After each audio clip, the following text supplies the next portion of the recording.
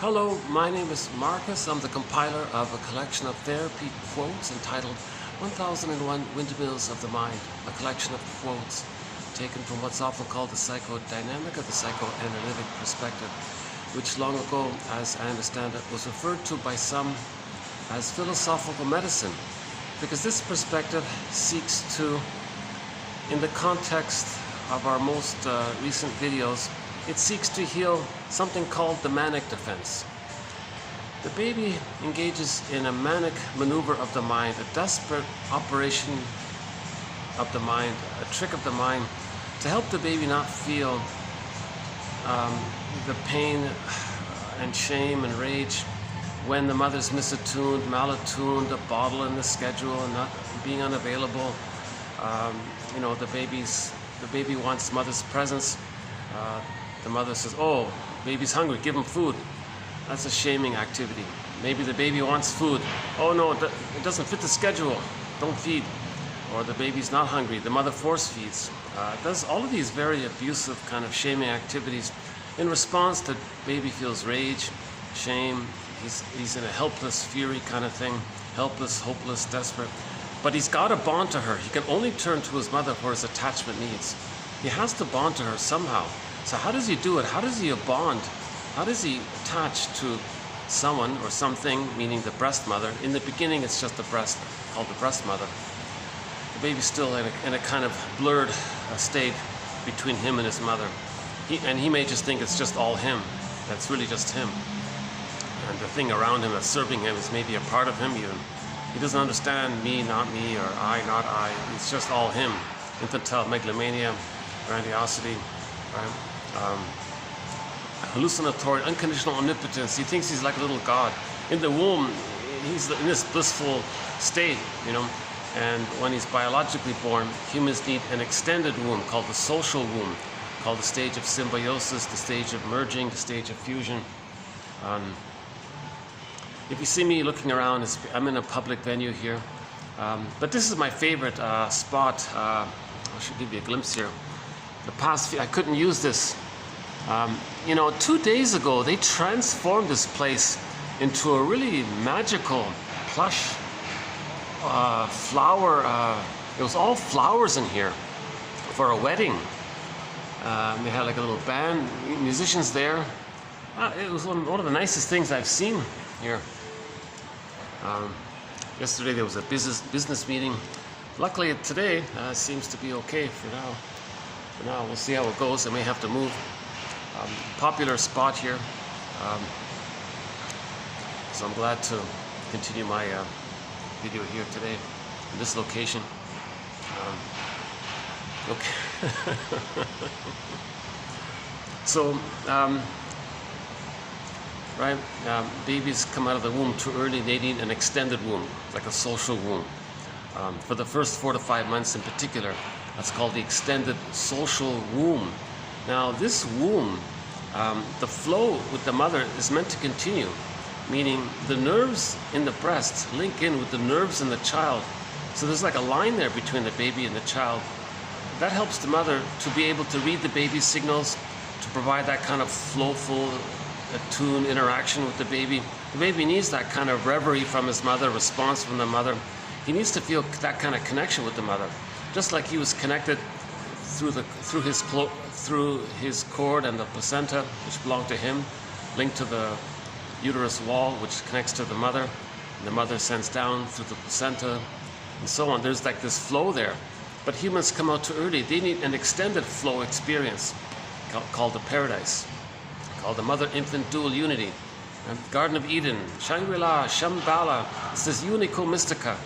So it's this paradise feeling. He feels extremely happy, blissed out, whatever it is.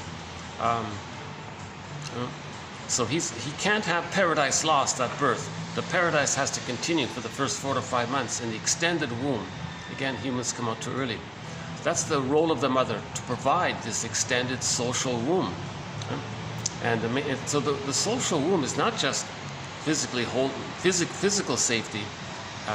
It's not just the milk and the feeding. It's this line there. It's this attunement. If the bottle's used, that's going to break it. Now, what can help the mother establish this connection is that at the moment of birth, again, my disclaimer, I'm not a doctor and all that, but according to Klaus and Kennel, barring emergencies and all that, the baby's just placed on the mother's front. The baby, skin-to-skin contact, the cord stays, the placenta stays. It's called a lotus birth, a natural birth. And then the baby will latch on and start nursing right away often. Or a little while later, it's okay, they said. And then at the moment of birth, the mother produces lots of hormones to help the baby recognize his mother and latch on and feel that safe continuity with his mother. But also, Klaus and Kennel says, it kicks in for the mother. Because the baby's in a symbiotic need for the mother to be a symbiotic object for the mother through that wiring, through the nerves linking up, it helps the mother, to get it, I'm linked up. I'm linked with the baby. Now she can fulfill her role to be a self-object, a giving, loving, bountiful, through the breast. The breast is this bountiful supply of goodness, maternal reverie, maternal consideration, maternal warmth, safety. So the child needs the extended womb. Now if there's a problem there, how does the baby adapt? How does he manage his pain around that? Enter maneuvers of the mind, mechanisms of the mind called manic defenses. One of them is the splitting mechanism. He'll deny that the breast is shaming him. And by the way, that breast image that the baby creates is infused with the baby's own rage. So he's creating an image not of just a regular breast, but the baby's like an artist. He's going to paint on the canvas of the breast image something that's enraged and angry. That's the baby's rage. He puts it on, it's projection. He can't feel it, so he projects it. The baby wants to take in, no, the mother wants to take him in. It ends up as a monster that wants to devour the child. That's just a symbol to convey that the baby projected his feelings and needs onto the breast image. So that's how the baby's managing and coping with his pain that he can't feel. It's too much excitation. Right? When the baby's shamed, he can't know his feelings, he can't know his wishes. So it's as if he's saying, no, I'm not angry, I don't need anything. It's the mother there that's so angry and wants everything. So he creates an image of the mother, and because of the child's small, helpless state, and the mother's perceived as this powerful, all-giving one, it ends up like a monster, a giantess in the nursery who's enraged and who wants to eat him. He's creating an image of this. That's the theory. He's creating an image. Now, babies think in images. They don't have words yet. This is pictorial thinking, primary process thinking. They're in a state of timelessness. It's another world, right? We live in two worlds. So we're talking about the implicit memory system, the non-reporting brain, the unconscious. So the baby's creating these psychological imprints using these pictures. But these pictures he makes based to hold and contain his feelings so that they don't belong to him. He thinks it belongs to the mother. So now he has an image of the mother, which is in his brain, of this monster character that wants to hurt him. He's got to repress that. He's got to deny it deeply. So it goes deep in the brain, called the non-reporting brain. He can't be aware of that. So how does he just nurse? In reality, he's bonded to that. So either he identifies and see, he can't see the two sides of the situation. He doesn't really see that sometimes the mother's loving, sometimes the mother's painful. He can't really hold the two. So whether or not he uses the little goodness that's there and amps it up, or just hallucinate like the guy in the desert, thirsty, sees an oasis, he hallucinates to survive. The baby's got to survive. He hallucinates a goddess breast. And he thinks that's his mother. That's called the splitting. That's manic. That's a very manic, desperate thing to do. A huge distortion. He'll deny the truth that his mother's hurting him, make up a goddess mother image, and think that's his real mother. And they're separate. He can't handle the two sides belonging to one mother. The baby can't grapple with the idea that if the mother's loving him, sometimes she's hurting him, and he's angry at her, the one that he loves. And he needs the mother that loves him, but he's hurting her. How does he do all that? He can't handle it. He can't handle that ambivalence. That's the splitting mechanism. He'll just deny one side, put it in a bin, That's the bad breast, and only accept the imaginary hallucinated good breast. That's a manic maneuver of the mind called the splitting mechanism. So he'll idealize. So splitting and idealization is part of the manic defense. Okay? Now he's relating to, but the truth is he didn't get nurtured. Right? That's a trauma. When there's trauma, the person repeats with the fantasy they can undo the trauma. So the interaction was mother shamed the baby.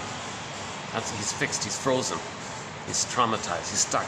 Arrested development, stunted development, strain trauma, interpersonal trauma, relational trauma, whatever it's phrased as. The theory, TQ 2119 by Paul Libby Russell, and pretty much all of the videos from that point up until now, we've talked about repetition compulsion. So he says that repetition compulsion and trauma are synonymous. So if the child is frozen, like the woolly mammoth in that block of ice, or like in the Disney movie, the character's joy and sadness got repressed into the other world. Okay. In a myth or a fairy tale, when there's an image of some innocence getting zooped down into some other world, that's repression. So the child represses his true potential, true self, his golden ball, his feelings, the ability to feel. His developmental path gets lost. The future capacities of the real self, which he would have had he been loved, that gets repressed. So he sacrifices a lot for the attachment. That's a trauma. That sacrifice is a trauma. One book is entitled, "Do I Have to Give Up Me to Be Loved by You?" That's the actual title of a book. We can adapt it by saying, do I have to give up me to have some kind of attachment with you? That's in effect what happens. But what he gives up is leads to the traumatic state, because he has to give up himself, his feelings, I feel therefore I am, his identity, his real self, true self potentialities, his ability to really think for himself, his ability to know what he feels and know what he likes. And if his feelings are lost, he can't more losses later on. If then later in life there's a loss, he can't admit it because he doesn't have his feelings. That's aggravated grief, complicated grief, chronic sorrow, the derailment of the grief process. That can lead to, and because things always remind him of the loss, he's re-triggered again and again. Okay? That can lead to emotional fatigue, soul loss, burnout, nervous breakdown, these kinds, etc. He can end up as a curmudgeon late in life because he's getting older and he's projecting more. The more that's repressed, the more he projects. So more and more things remind him of the loss, so he's very irritable and constantly angry, kind of thing. So he can end up as a curmudgeon if he never had his feelings. So the healing journey, the psychoanalytic perspective, and the speech we played yesterday by Kristen Wilson, maybe we'll play it again here today. He says the idea is to get back our feelings. So Russell says that's the trauma, we lost our feelings. Baby didn't feel safe, he loses his feelings, that's the trauma. When there's trauma, we repeat to get back our feelings. So what are we repeating? We're going to transfer the interaction into the present, see the present like a stage thing, to recast, to replay the past in the present, thereby the present becomes a replay of the past, a new edition of the past, from an emotional point of view, with the fantasy being that since there's no time in the unconscious thinks it can get a better outcome for that event, that it can undo it and replace it with a better one. So people in the present will be cast into roles from the past. Okay? So the reenactment can take, generally speaking, as I understand it, two forms. Mother shamed the baby. That's a trauma. How is he going to... So he wants to spin that around to see if in his fantasy he can get a better outcome. It can't be done because there is time. People in the present aren't the breast mother. There are no time machines to go back and change it. So in the present, he may find others who will be rejecting to replay how the mother rejected him. Or he may just simply goad people to reject them, push their buttons, make himself unappealing, do something to get the other person to reject him. So that's a replay of what happened to him. Now him doing this, it's meant for him to see what happened. Although he has the unconscious fantasy that he thinks he might get a better past, at the same time it's an effort to raise consciousness, because there's this drive for healing, to make the unconscious conscious. Yeah, unfortunately, I still have that kind of annoying techno music in the background, but yeah, let me just take a little breather here. Hold on a sec.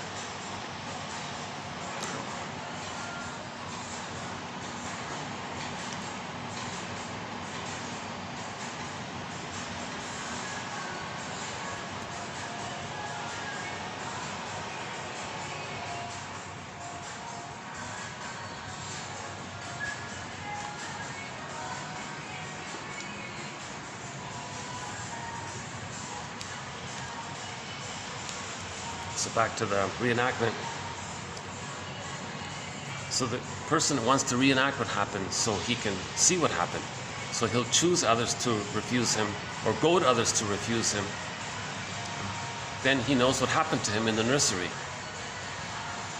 So when he replays the past in the present, he's going to be triggered of how he felt but couldn't feel it in the past.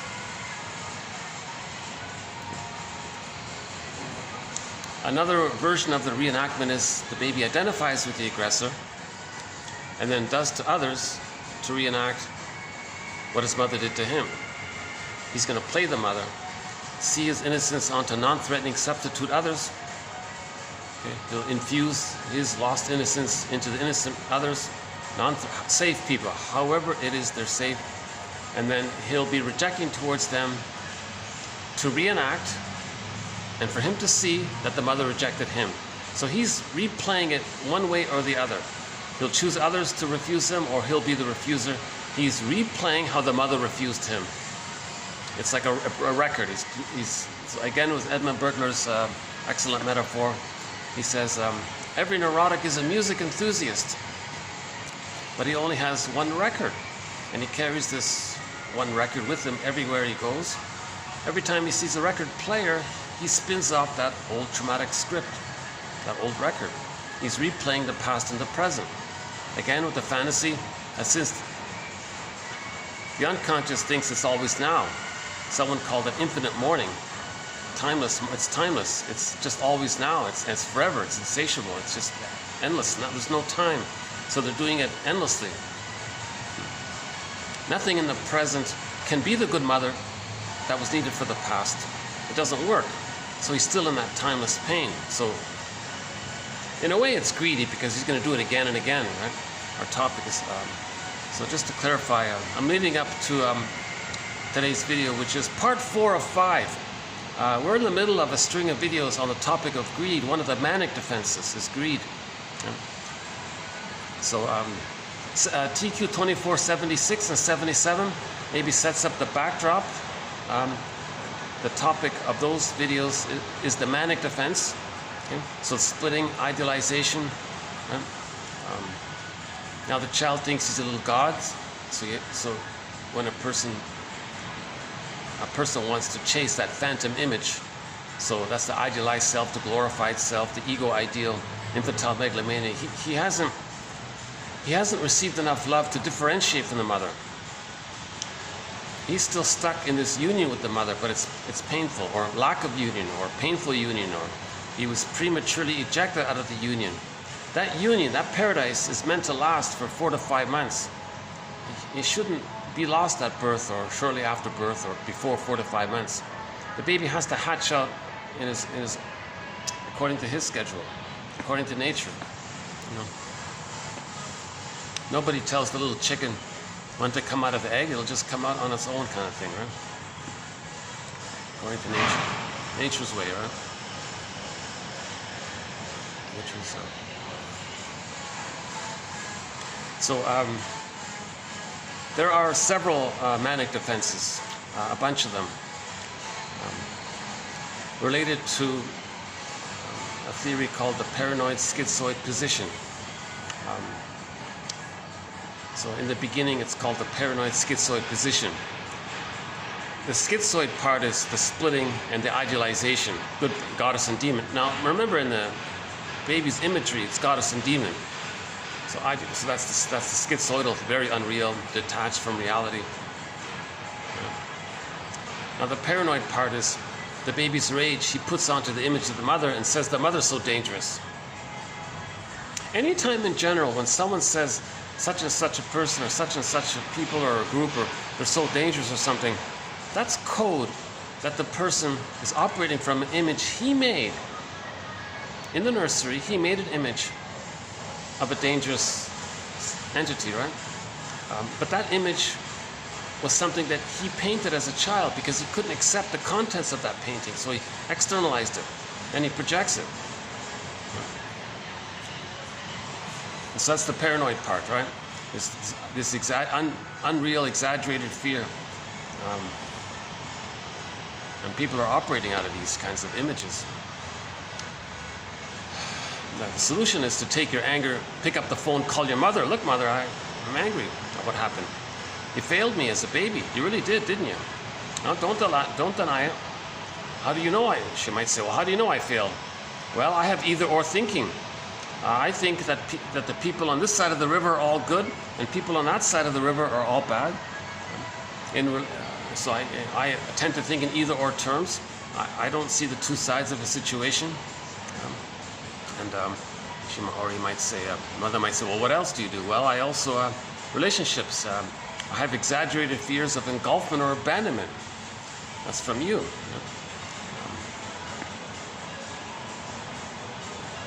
Etc. So the greatest hurt of all, mother failed me. So what we're talking about here is an insecure attachment style, attachment failure, a chaotic attachment, disorganized, reactive, dissociative, dismissive, avoidant, anxious, etc. The baby did attach to the mother, but it's a failed attachment. It's not a real attachment, meaning it's not a secure attachment. It's an attachment based on the deal the baby makes of how he had to give himself, that number one, he can't express his feelings towards his mother because she doesn't like it. So why does the baby care whether or not the mother likes his feelings or not? Why can't the baby just say, look, I'm angry that you're not doing it right? He can't do it because he's under the delusion that he creates everything. He's trying to make an effort to convert the frustrating mother into a loving mother. The baby thinks everything is just him. He's the universe. So when he's born, remember, he needs the paradise to continue. If it feels like there's a problem there, wait a minute, he's everything. So he wants to correct everything to get the paradise. So he wants to correct the mother, in effect, because that's what's needed for the paradise. So he wants to fix the mother, cure the mother, help the mother, change the mother, make her be a good mother,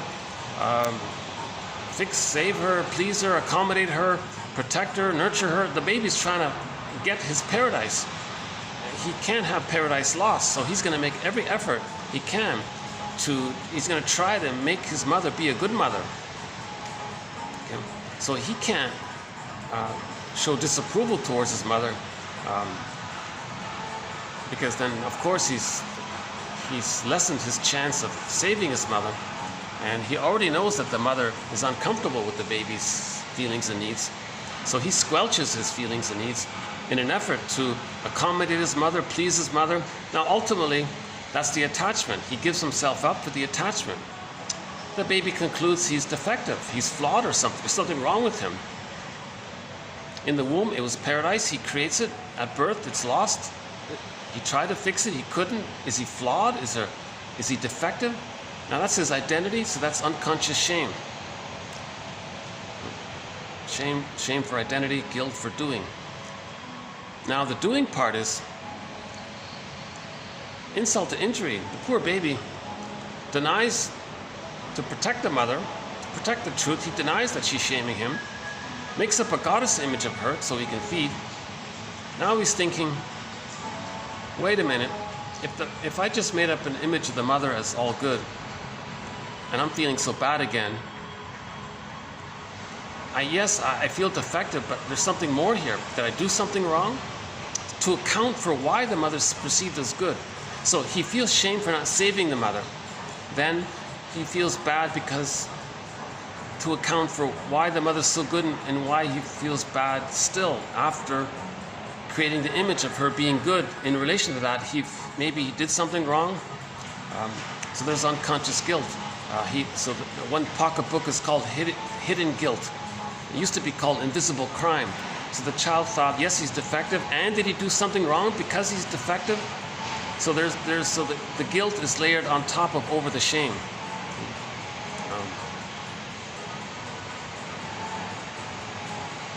Part of the guilt might be, Edmund Bergler has a theory that when the baby is feeling so much pain and he hallucinates that the mother's good, he gets an attachment. Now that attachment is considered pleasure, but he's feeling much pain. Okay. Bergler's term for this is the libidinalization of shame, or the libidinalization of guilt, or the libidinalization of pain. Meaning he's mixed up that pleasure is embedded within the pain. He calls that the pleasure in displeasure phenomena. His term for it is psychic masochism. So maybe the child feels guilty by all this, by doing this. We don't know exactly, but anyways, whatever it is, he feels pretty badly for not saving the mother, for not getting his needs met, for trying to save the mother, thinking maybe he did something wrong for the mother.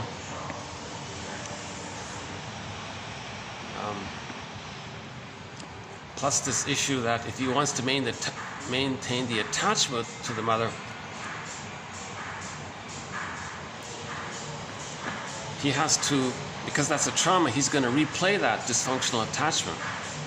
So dysfunctional personality or lifestyle is to maintain the attachment. Again, the baby's still trying to save the mother. The baby's still waiting for her mother to change her ways. The baby's still waiting for a loving mother so the baby can get the love, so he can separate and then finally know himself. The baby needs the love to feel the confidence to be able to know himself. If he doesn't get the love for that, he's still stuck waiting for it. Now, while he's waiting for it, he's going to be loyal to her for the attachment. So loyalty to the rejecting mother is to preserve the attachment. At the same time, unconsciously, subliminally, he thinks it's his duty to still save the mother, protect the mother, heal the mother, fix the mother. And part of that deal is that he can't express his feelings and needs towards the mother. It goes against that. So dysfunction equals not knowing he won't know himself, he won't know his feelings, he won't be happy in life, he won't know his interests, he won't have mutuality, he won't mourn losses, he won't grow up, he won't finish the developmental process, he won't achieve his psychological birth. Right? Now, part of that deal is, and there's more to it. There's a few more points around that. But let's get towards our topic on greed here. So the child feels a lot of pain by not getting his needs met. Rage, it's called abandonment depression. He's in mainly rage, shame, helplessness, hopelessness, powerless. A lot of pain around that. When there's trauma, he wants to replay it. Now, how does he replay the thing with the breast? The breast was to provide all of this goodness, maternal goodness. That's a trauma. When there's trauma, he replays it. He reenacts it. So how does he reenact it? So one is direct. He may try to get mother's love symbolically through material, through things, outwardly. So money, material. So he'll have the fantasy that the new car or whatever, we're talking about what he doesn't need, right? We're talking about greed. Right? So the new thing he buys or obtains, the fantasy is, so why is there greed?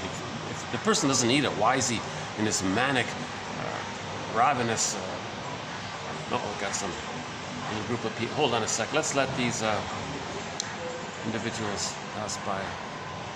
I try not to get anybody in the camera, but on occasion it sort of happens here. Let's just wait a minute. Let me just put it up here. Wait a sec.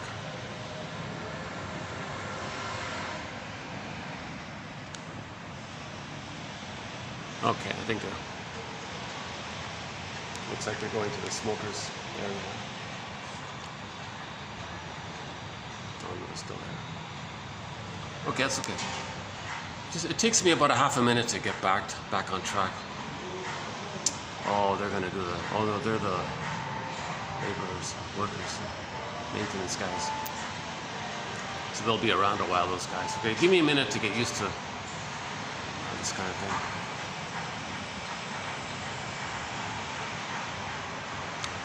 Yeah, I'm having another little bit of an off day today, so you're gonna see me not as focused and attentive. But I still want to present these videos, even though they're imperfect, because I want to get the quotes out. This is the second time ever that a collection of quotes from psychoanalysis has ever been compiled in the sense of it being like a book of quotes on psychoanalysis. The first was done decades ago by Gregory Bauer in his book called Wit and Wisdom in Psychodynamic Psychotherapy. Now we have 1001 Windmills of the Mind. Hold on a second. So vastly updated, in-depth, some fun material as well, movie quotes, TV show quotes, song lyrics, over 50 topics, threads, emotional eating, the body bears the burden, the manic defenses. All of the manic defenses are covered, right? So greed, envy, grandiosity, identification with the aggressor, repetition compulsion from trauma, that's a thread. The whole issue of transference, interpretations are a thread.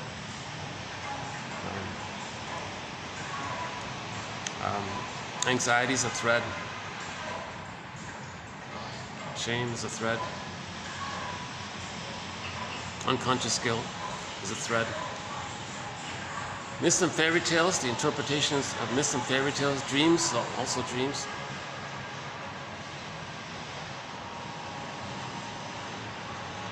Art, crime, and so on. Okay, so let's go back to the manic defenses then. So one of the manic defenses, in addition to taking refuge in the grandiose parts, remember the child thinks he's a little god. So that's one of the manic defenses, still holding on to that thought that he's a little god. So that's the narcissism, the grandiosity. Right? It's all about him, and he's so entitled. He's still in that state of traumatized at the breast, where it's all about him and just being fed. He doesn't return. There's no gratitude or there's no dialogue. It's just receiving mode. So people with the narcissistic pattern are like that. They think everyone is just a symbolic breast just to feed him, and he's so entitled. So they're stuck like that. So that's the grandiosity, taking refuge in the grandiose part self.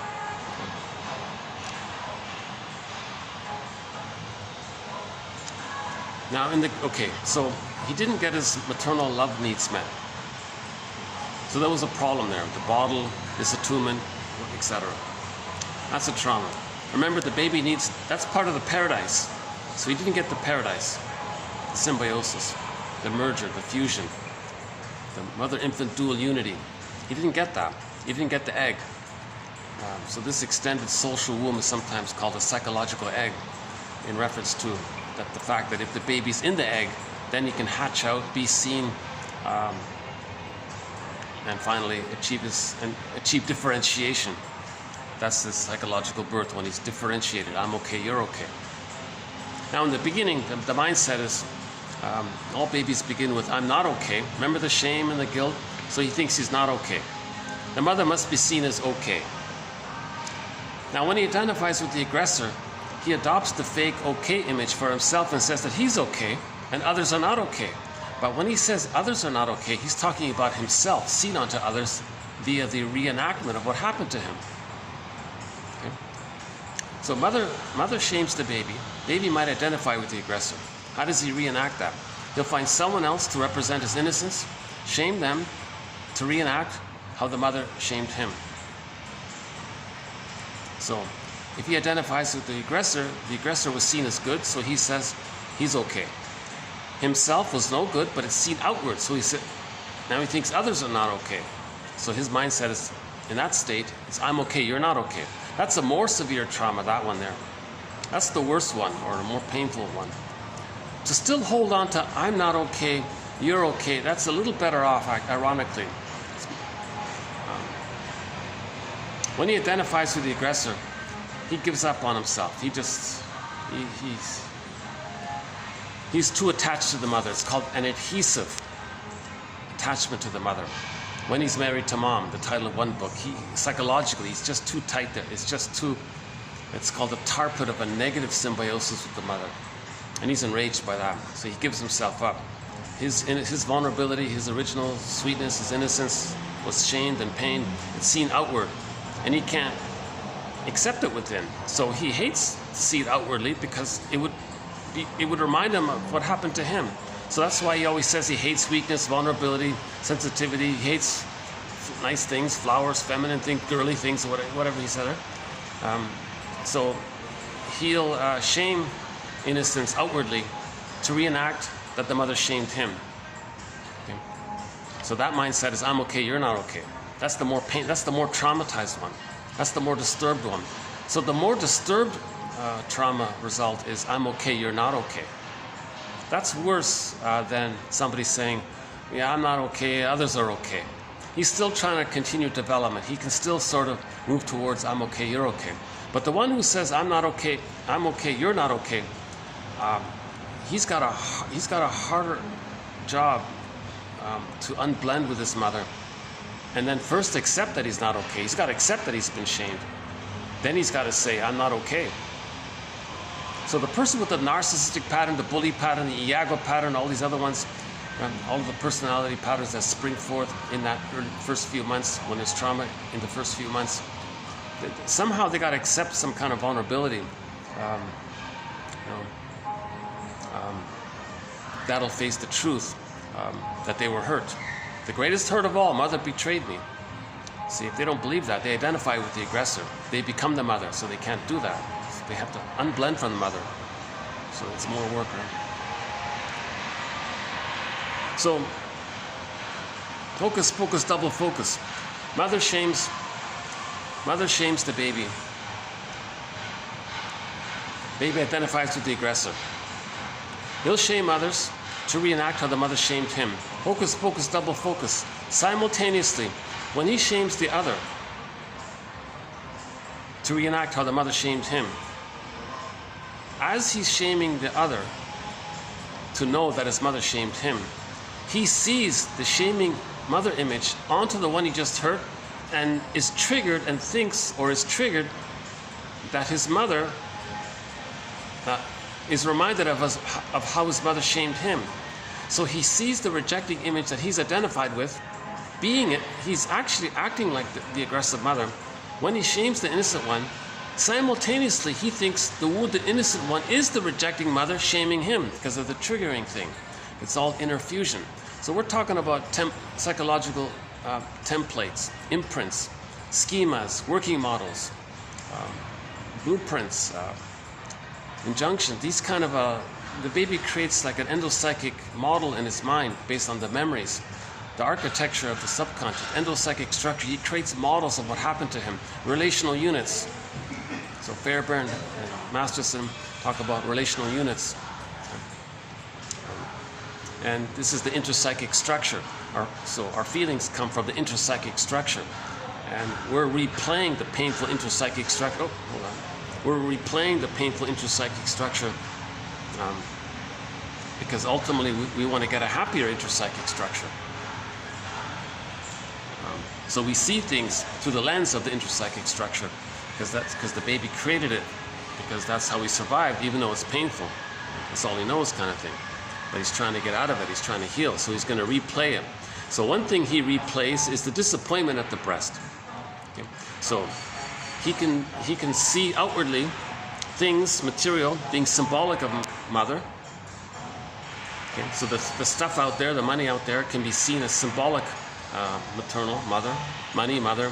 They share the same root. We're talking about unconscious fantasy. So he'll distort things. He'll just say, okay, I want that. because that thing that he wants, whatever it is, in his fantasy, he wants it to be the needed love that he needed. Now, no thing can do that. Oops. No thing. Hold on. Can't really write. Okay, it's okay. No thing. No item is the breast.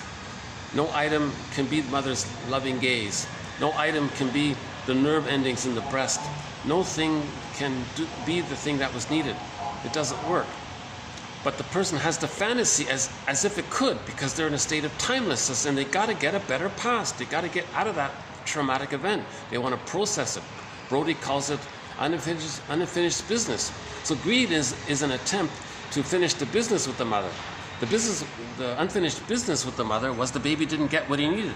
That's unfinished business. So he's going to be greedy to see the thing from an emotional point of view as the mother that should have been there. Okay, so the person buys a nice new pillow, I guess. He doesn't need it. He's got lots of pillows. Thinks, well, so he'll say, I know this is just a pillow, but I want to have it. Why do you got to buy it? What's that about? Well, I got to have it. I just like it. Well, the unconscious motivation is, the unconscious fantasy is that pillow might be the needed breast from the past. Maybe the pillow will morph into the needed breast. It's crazy, I know. The unconscious fantasy, it's Alice in Wonderland. Things morph. Okay? We live in two worlds, the interpersonal external world and this internal imaginal world in the non-reporting brain. Again, the brain sends us information. If we get it, that's our consciousness, our conscious mind, our awareness, our ego. Okay, that's great. Now, our brain would like to send us more information about ourselves. When it can't, that's the non-reporting brain, or the unconscious. So we live in two worlds. Know thyself. Know the unconscious. Now, the unconscious, sometimes we call it the double self, or the secret self, or the shadow self, unconscious self, the second self, the secret self. It's got a lot of memories. It's us in there. A lot of who we were meant to be. The potential is in there. The golden ball is in there. Robert Bly says, well, think of it like a bag that you drag behind you. You put so much in this bag. So the bag is the metaphor for the non-reporting brain. We put so much of our development and our true self potentialities, our real self capacities, and they get put into the bag. And our vibrancies and our aliveness of affect is in there. So the golden ball is in the bag.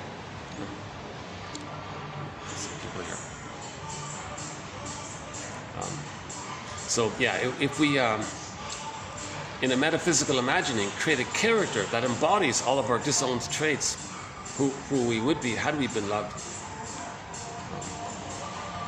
Now that's the double self. It's the one who walks with me, who's not like me, who is me. Someone's living my life and I know nothing about him. That's the double self. Literature is the motif of the double. So we want to dialogue with this other character and own what we see in this character, because that's us.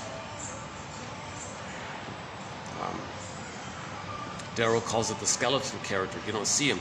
In his story, you want to welcome the skeleton character to the fireplace, treat him as an honored guest who had a right to be, who has a right to be. And he's teaching us. He's trying to help us. He's trying to make us, he's trying to get us to accept him.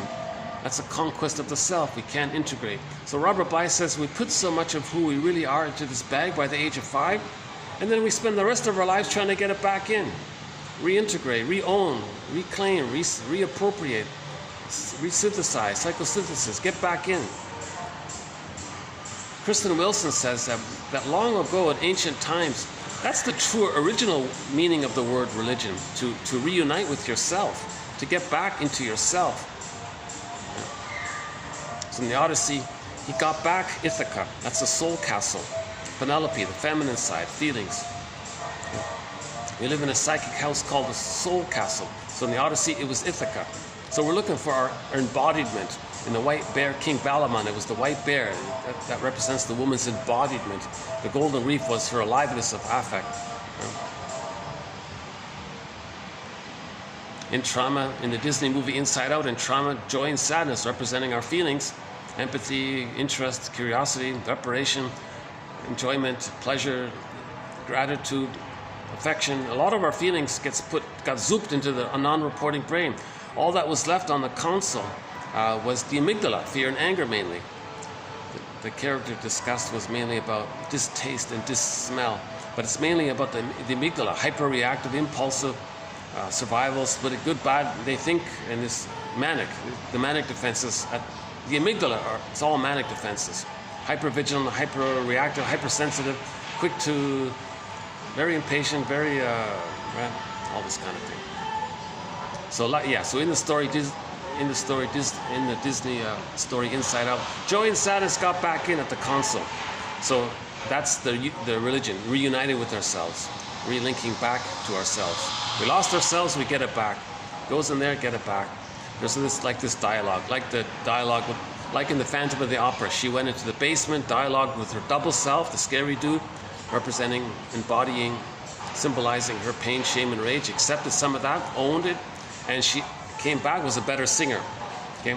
Demeter went into the underworld, the unconscious, brought back this core, her innocence, her own innocence. She became Persephone. Okay?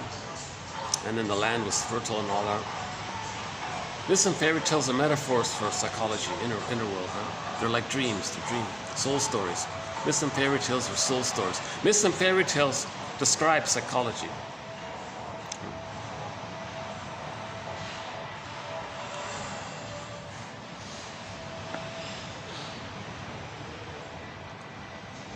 So that's pain. If our golden ball is in the bag, that's pain. We want to get our golden ball back.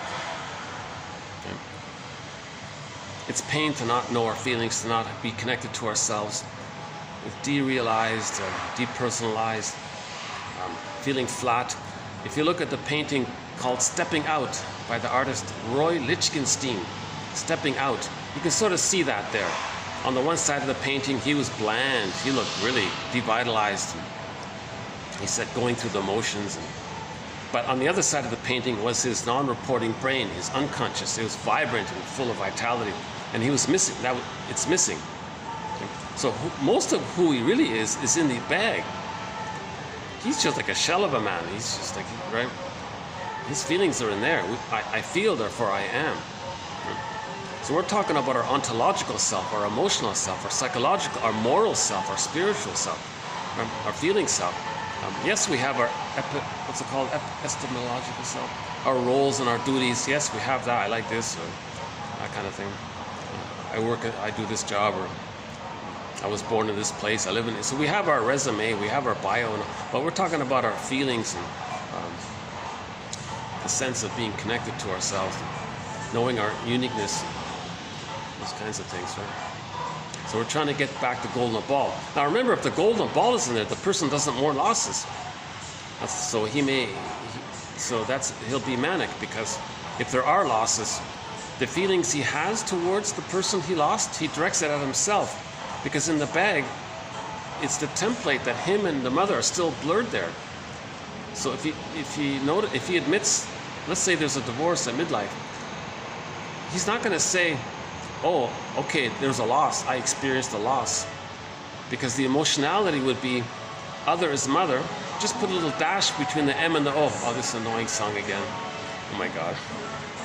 See, I've been here, I'm glad to be here. The one thing I can't really deal with is, the one thing, I used to, when I first started coming here, there was a tech guy around here, and he was nice enough to turn off this techno stuff. Lately, I haven't seen him lately. And they're still playing the same looped thing. Luckily, at this time, I noticed they lower the volume. But later on, they kind of crank it up. One time I was here, it was just blaring. Oh my God. I think it was 76? Oh yeah, look, 2477. About the manic defenses. Not the one? You'll hear it blaring. Luckily, one good thing is nothing's copyrighted. If I'm at the other hotel and they play Dolly Parton, oh my God, the whole video is blocked unless you go back and trim out the Dolly Parton song and all of the sounds related to the song. So luckily they don't play Dolly Parton. Our song, oh yeah, we play a song at the end of almost every video. I want to play a song that I played in the summer. Just a quick footnote. My videos in the summer got lost, unfortunately. So I want to replay the songs that we played in the summer. I mean the summer of 2022, between May and August. The quotes are preserved, so that's great. That's the main thing. But my commentary, my discussion, the self-help exercises, the songs we played, the clips, and a lot of, unfortunately, that got lost. 17 videos, 50 hours got lost. At least, so what I've been doing recently is replaying some of the songs that were played in the summer. So we'll do another one as well in this one by the band Eastern Owl. So we'll play one of their songs, a band called Eastern Owl. Eastern Owl.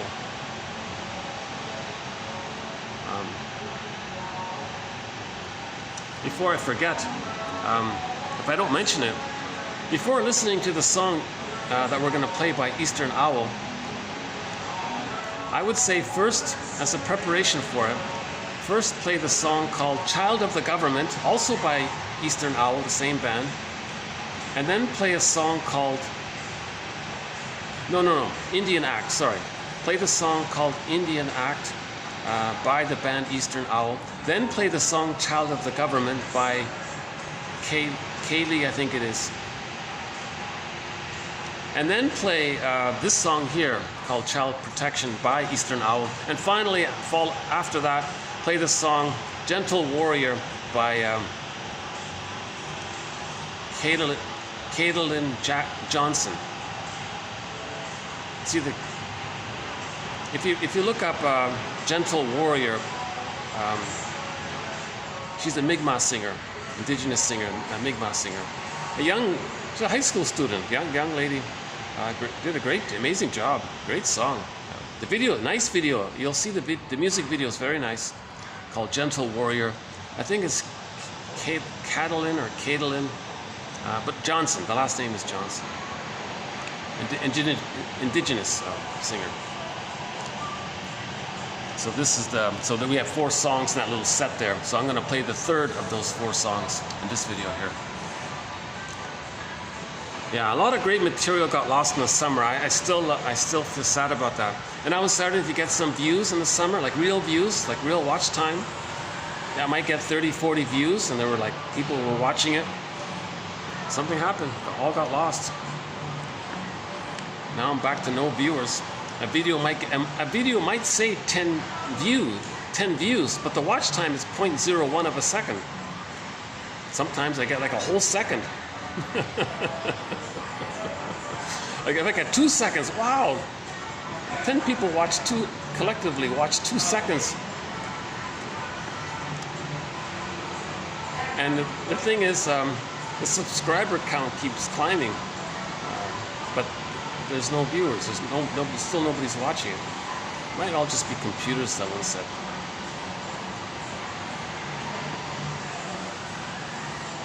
So back to the manic defensive greed. So the baby's traumatized at the breastfeeding.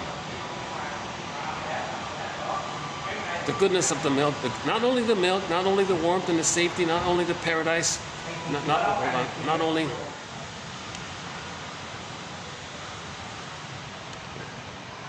Okay, that's fine. But that attunement, that line there, that's missing. The mother reverie. That reverie from the mother. That helps the baby to think for himself and to have feelings for himself and to accept himself. That reverie is needed.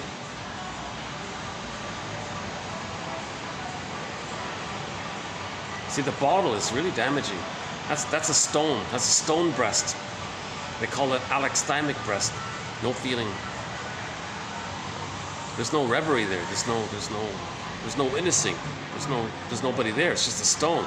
Yes, the baby survives by getting the powdered stuff. We're not talking about physical survival. We're talking about emotional, spiritual, psychological, moral survival. Leonard Shengold has a very dramatic, over-the-top phrase for the loss of the golden ball. I won't use it. Although we do have some quotes from him. Okay, so that's a trauma. Baby didn't get the maternal love at the breast time. When there's trauma, we repeat it. With the fantasy that if we repeat the past in the present, we can undo the past, get a better past, have a happy past, get what was needed from the past, and keep our feelings and resume development to have our identity, differentiation, etc. So, the reenactment at the breast, that's called greed. So greed is the reenactment of the failed breastfeeding. Greed is the reenactment of what happened at the breastfeeding time, outwardly, symbolically, outwardly later on, symbolic breast, symbolically, outwardly, to reenact what happened in the nursery. They're going to replay it symbolically in the present with the fantasy, with the magical fantasy that the thing in the present, or the positive interaction in the present, can be the needed positive reaction, action in the past. It can't happen. You can't transfer something in the present, fill it in for the past like that. Plus, in the present, no handbag, no pillow, no car, no new building, whatever you buy or build or make or have or possess or take or rob, or no thing that you food, cookies, no matter how many boxes of cookies you eat, and you don't need to eat them, no matter how many things, shopaholic, it's not going to work. No greed item, no item related to greed can travel back and can take you and the item in a time machine to the nursery, get the reverie and the maternal bliss with the mother, have the wiring laid down so that the feelings can come back. So joy and sadness can ride back into the console, hop back into the console, jump back in. If there were a line there, then joy and sadness would ride like cable cars. They would ride down the cable cars. Work on that image, I guess. Now that cable car image came from, there's nerves. We did some quotes by North America's second female shrink named Josephine Jackson. She has a self-help book from 1920, 1921 or something. I forgot the date. A very old, oh yeah, we said 102, yeah, 1921. It was a 102-year-old self-help book. A pretty good book. I recommend it. It's called Outwitting Our Nerves. Outwitting Our Nerves. She said, don't blame your nerves. The nerves are just cables. They're just the mailman. They're just the messenger, the wires, the cables. We are the ones that damage our nerves. So blame us. Don't blame the nerves. So there are, and she said there are nerves between the two sides of the brain, the corpus callosum. And if there's trauma, then there's a problem there. So we were saying that if Riley in the Disney movie Inside Out experienced if she could talk about it outwardly, we could see inwardly little men repairing the wires, and then joy and sadness would ride down the cables. that was about maybe 2 weeks ago or something. Yeah, so if you look up Jay Jackson, not Janet Jackson, J is for Josephine.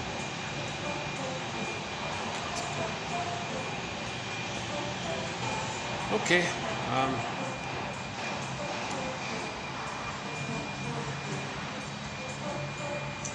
So back to the manic defensive greed. So all manic defenses take us away from the memory. It takes us away from the memory of losing our feelings. So manic defenses like greed and so on, they're defenses against the truth, the painful memory. But we're looking for memory, we're looking for feelings. So how does the person replay the failed interaction at the breast? Yeah. So one way is material greed. It's Sisyphus. No thing you get can be the breast for the past. You're in a state of timelessness. The past didn't change. You didn't mourn the past. You can only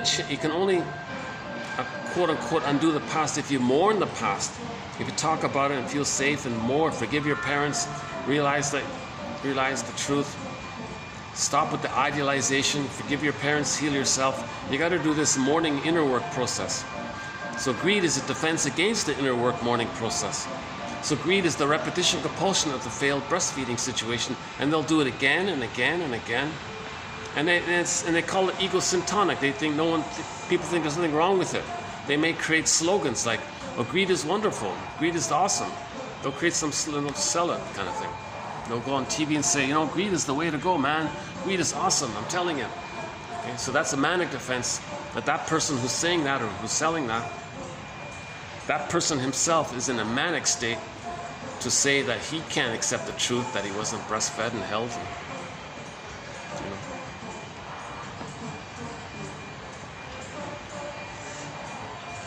Okay.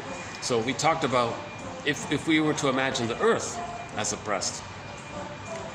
Lots of goodness, lots of resources, material around the world, right? So they want to gobble it all in. So if you get a bunch of people together who are traumatized at the breast, they'll say, let's just take it all in. So they'll be greedy. So that's called like plundering and pillaging.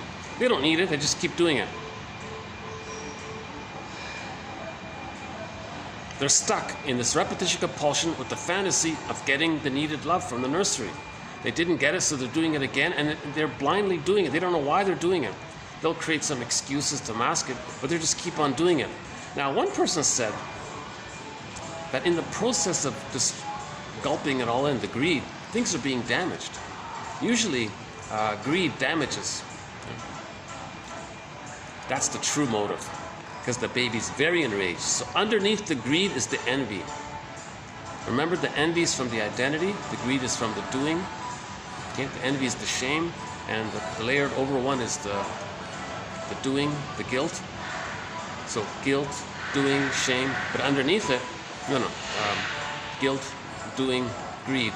Underneath it is flawed identity, defective identity, shame, envy. See, so the greed is a defense against the envy. So the real reason is the real thing that's going on with the plunder system, with the greed, is the envy. And we have a quote from a leader of the plunder system. The guy's a multi-billionaire. He's in his 90s. I won't mention his name. Who cares? It doesn't matter who said it. They're all thinking the same way. But he offered maybe one little crumb for humanity before his passing. Maybe he wanted to do one little good thing, even if it was just to show off or something. Maybe to one-up his colleagues or something. I don't know why he said it, but it turned out I think he's right. He said, "Dear people out," and he went on TV, "Dear everybody in the world, I got a message for you. You think you've been brainwashed. We brainwashed you to think that the problem is all greed. Yeah, that's true. Fair enough, it's all greed. But it's more than that. The deeper, true reason for plundering. The world is driven." His actual quote is, "The world is driven by envy." He says it's envy that's doing it. The envy is the identity. Now the identity is so enraged, he can't accept goodness, because goodness, it's too enraged, so he can't even accept the goodness. So he's still expressing his rage at the goodness. He can't take in the goodness. Now greed is a way to lead to the damage of goodness. Because greed does damage. And he says, let's say you got some greed and you got $1 million. Why do you keep doing it? It's the envy. That's the real driver. The real driver of the plunder system is envy. Okay? So the baby lost his identity. The goodness he doesn't want to see goodness anymore. He's crossed some kind of line. Like he can't accept it anymore. He's just so pained by it. All he has is envy. He's Iago. The Iago one doesn't believe in any kind of goodness. He just wants to see everything damaged.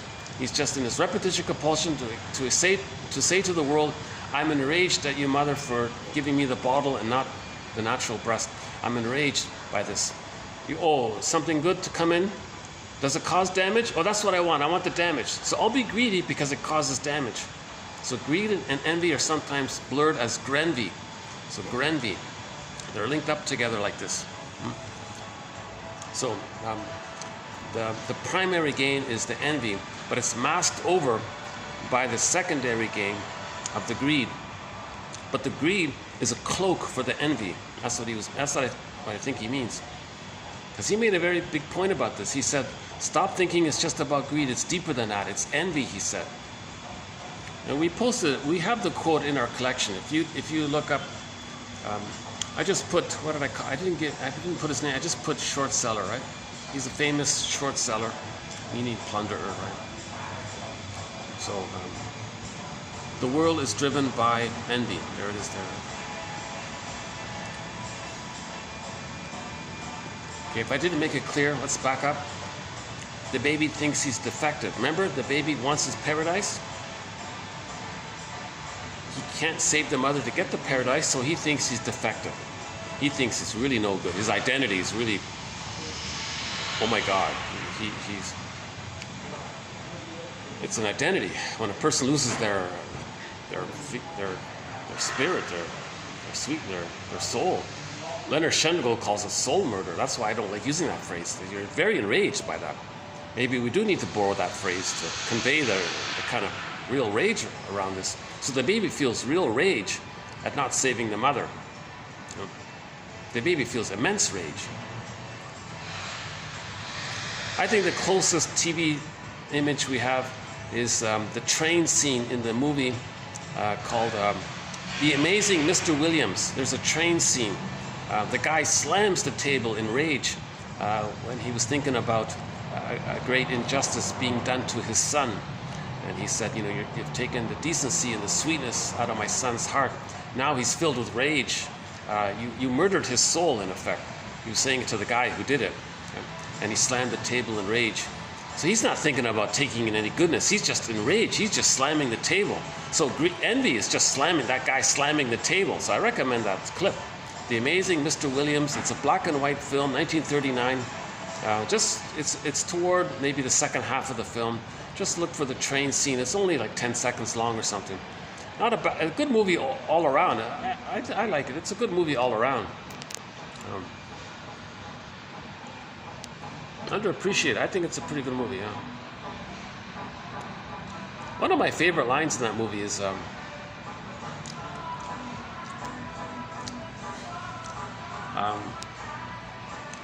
The guy was always disappointing his girlfriend, and he would always make it up with flowers and make jokes.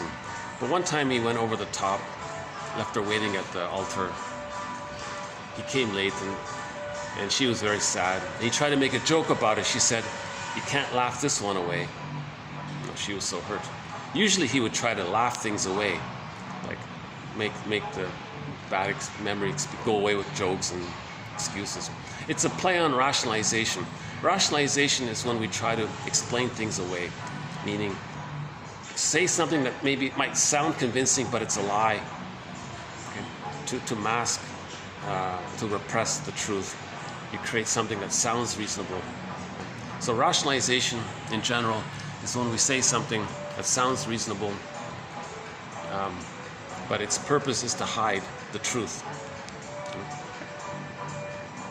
So she says something similar. You can't explain this one away. You can't laugh this. We can't laugh this one away. That kind of thing. And that couple, we talked about that couple in that movie, The Amazing Mr. Williams. She was always pursuing him. He was always avoidant. So it was a cat and dog thing. Finally, at the end of the movie, it flipped, and then he was pursuing. Then she was the cat, and he was pursuing her. They would flip it back and forth. You know. Hold on a sec.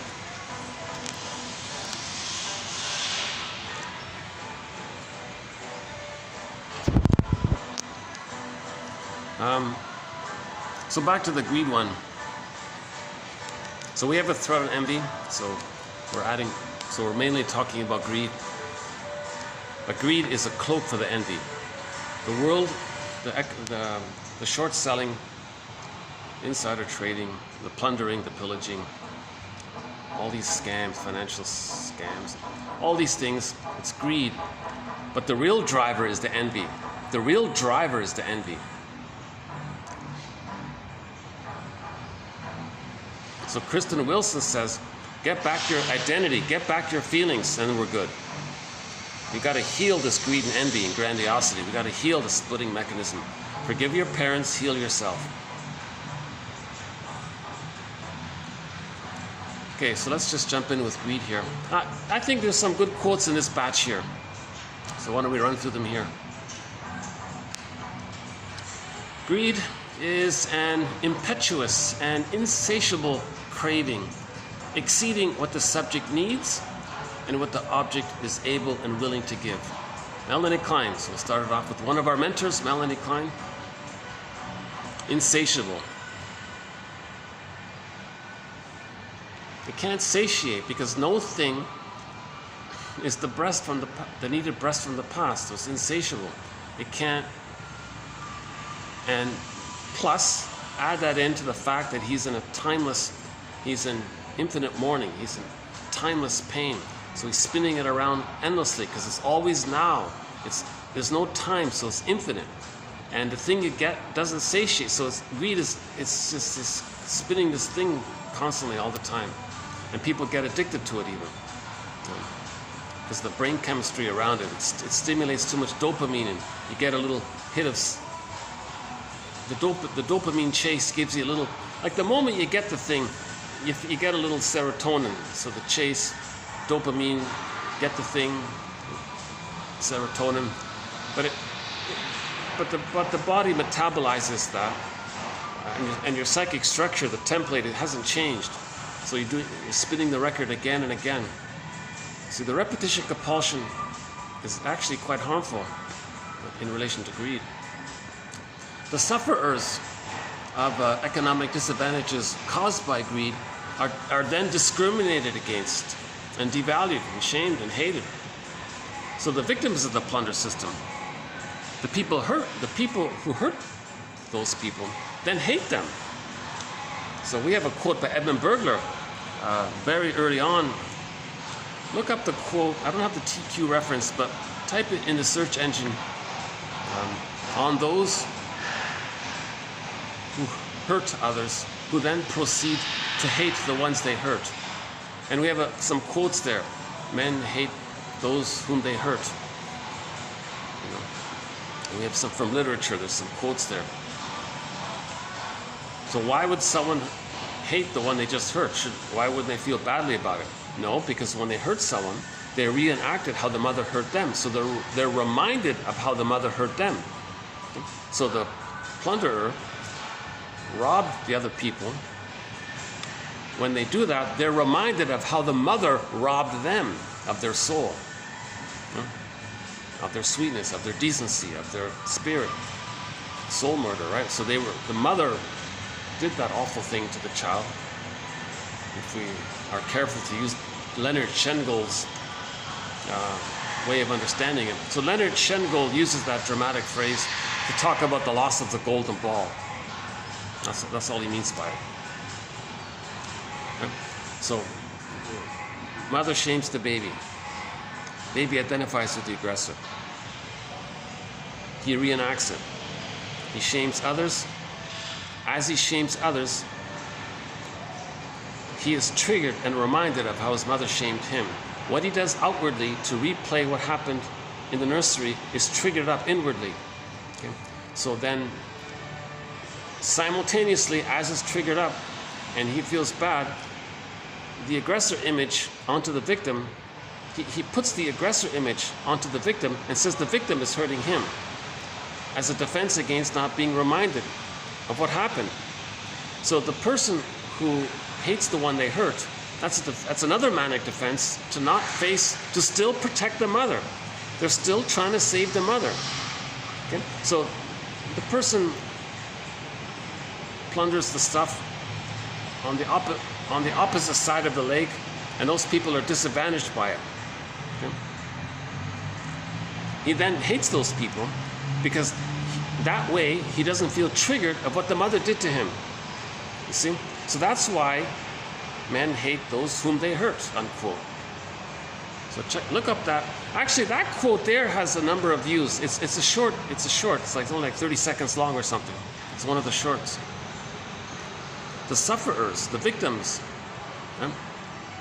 caused by the plunderers, are then discriminated against and devalued. So the indigenous people, that's a good example. The indigenous people are shaking their heads. Why do you still hate us? You destroyed our culture.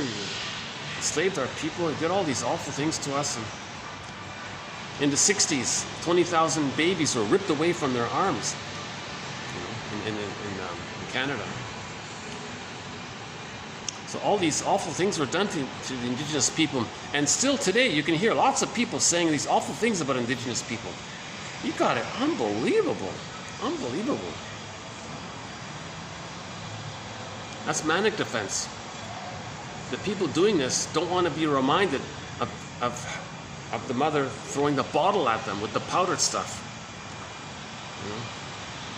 I know it sounds a little reductionistic, but keep in mind, I'm not an eloquent, I'm not an orator, I'm not a professor, I'm not a doctor, I have a humble BA. So that's a triggering quote, yeah, that one there. That quote there that we just read, there's a very good follow-up to it. Let's do the follow-up one by, what's his name again? Dadini? Hold on. Let's do that one by Dadini. Give me a second here. We talked about it yesterday as well.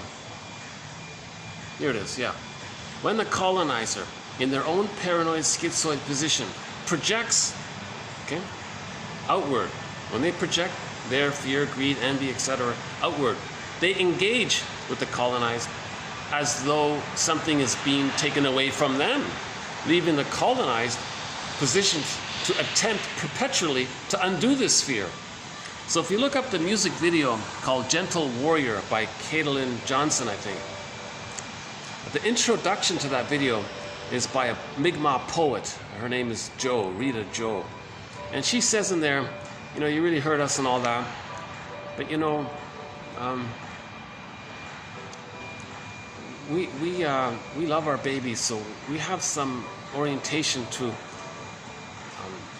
see the humanity in things. So actually, even though you hurt us, we actually care about you. She said to the short sellers, we actually care about you. It's our nature. We care about you. See? So she's still holding on to the normal human situation, because in traditional cultures, babies are held and nursed. In the plunder system, the babies are removed in the hospital, they're shock traumatized, the bottle, nurse, bottle, okay, that'll do it, right? So that came from 2479. That one there.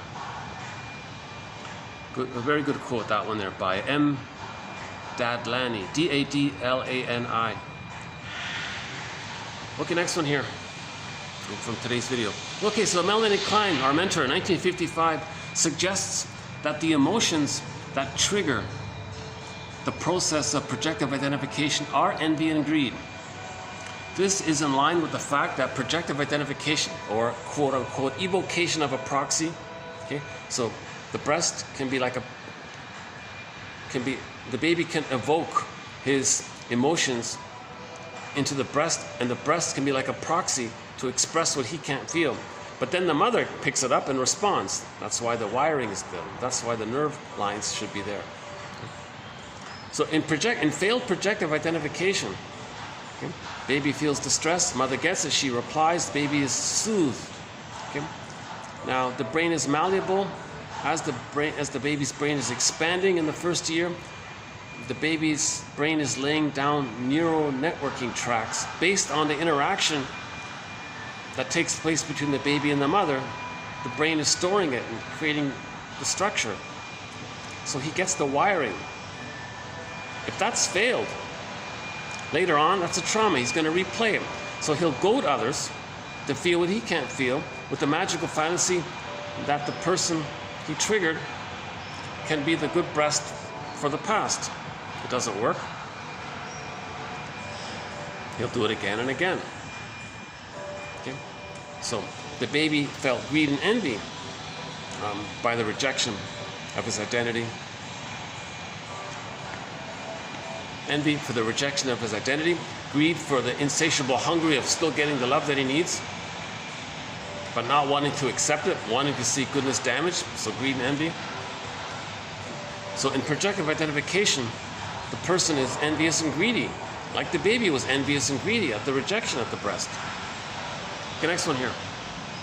To the extent that we wish to believe that our undesirable traits are out there, projection, and not in here, self-responsibility, then the other group, the group that is both similar and different, can easily come to represent what Sullivan 1953 called the not me. So that's an example of projection. So if we have an image of greed and envy within, we don't want to admit it, we say it's out there. It's not me, it's over. Next one. When the ability to take in the good, to appreciate the quality of a relationship is compromised, the resulting experience of insatiability sets off a preoccupation with quantity. A preoccupation with quantity. When the quality is missing, they want quantity to compensate. Never works. One frequent manifestation of which is greed.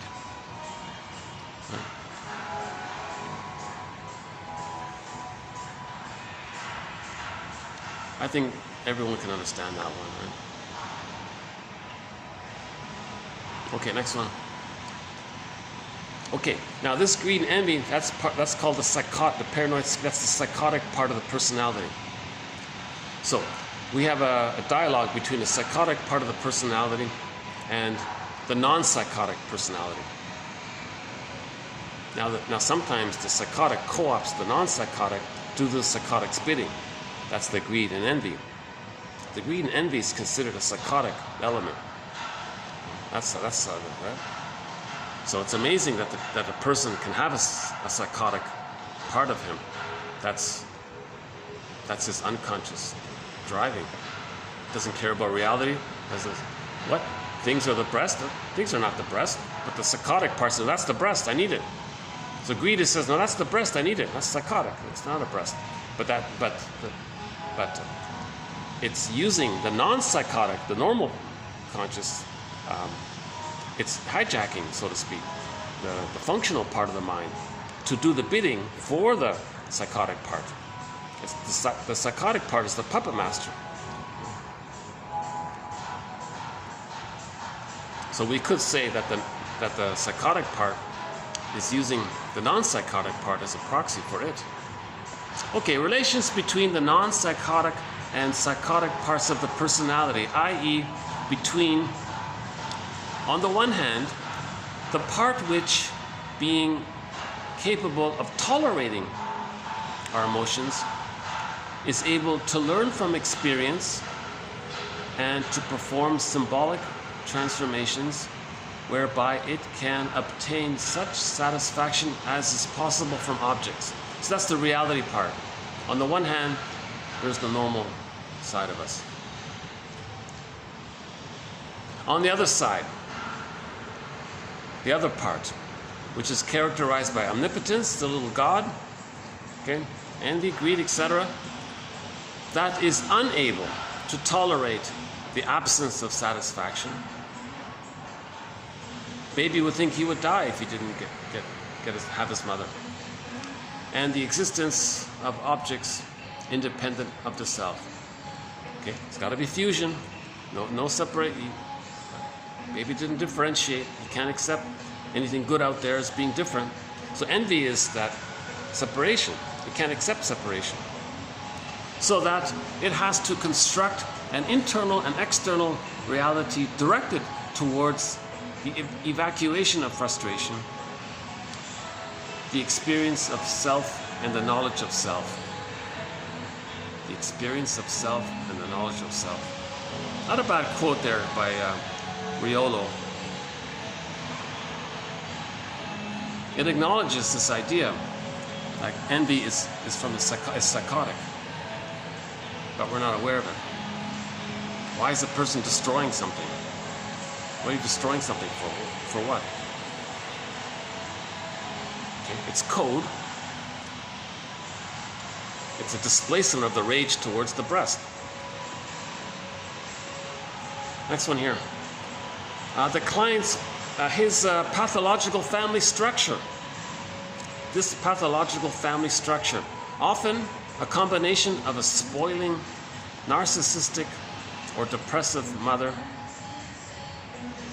and an absent or a punitive father, leads to an endless back and forth between greed or longing and then the rejection,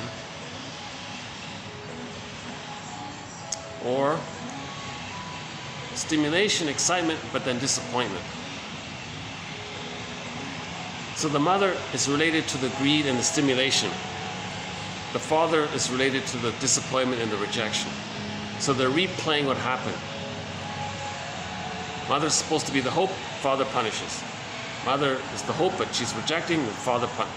So later on, greed, rejection, excitement, dissatisfaction.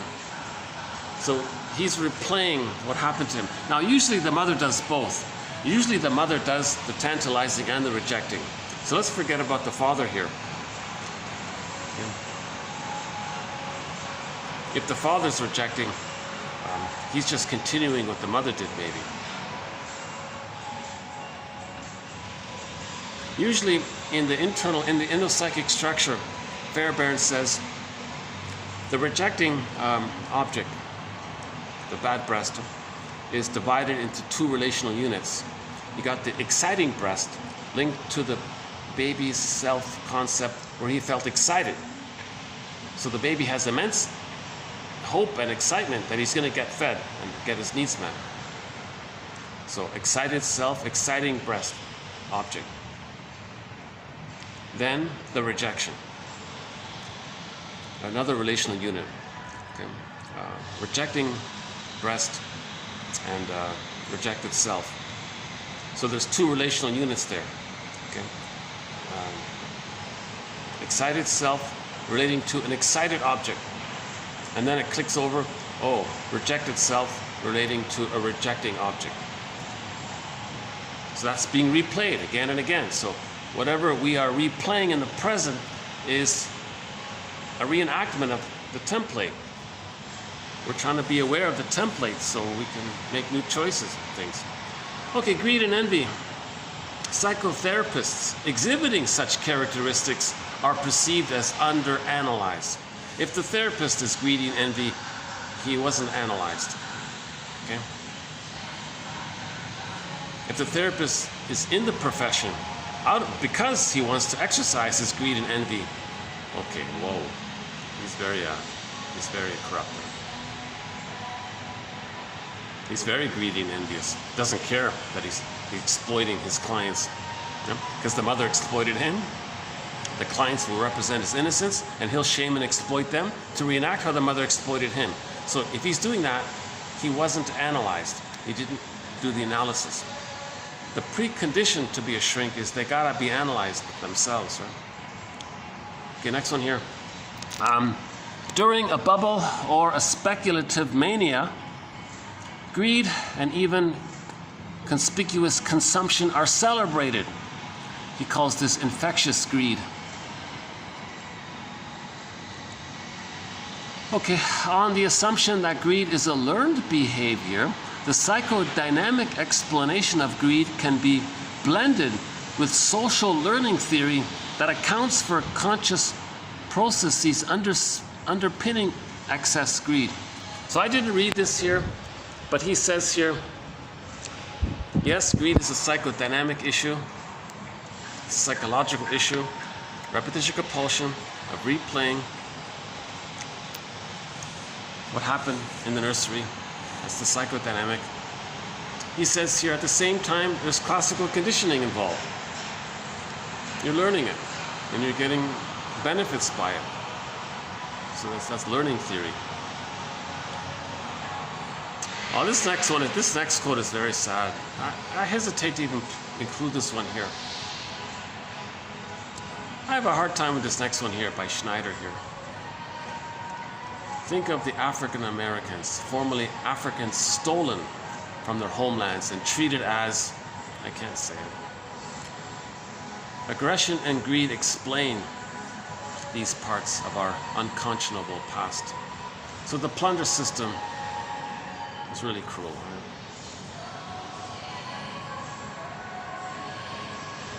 The baby felt enslaved by the mother, I guess. Okay, let's not go there. Let's do the next one here. You know, 1001 Windmills of the Mind, it's not really about the plunder system. It's just that we have a thread on prejudice, and we talk about the plunder system and educational and the PR and religion because they contribute to prejudice. So the goal is to understand prejudice and heal prejudice. Now we're talking about greed, and many examples of greed is seen in the sociological side. But the goal is to understand psychoanalysis here. Okay, another one about the plunder system. Okay, so he was talking about how it was categorized in the past. So you got the king, you got the aristocrats, and you got the church. So those three, they stated their greed and gluttony at the expense of the masses. Now they're proxies, okay? The generals and all that. What do they want?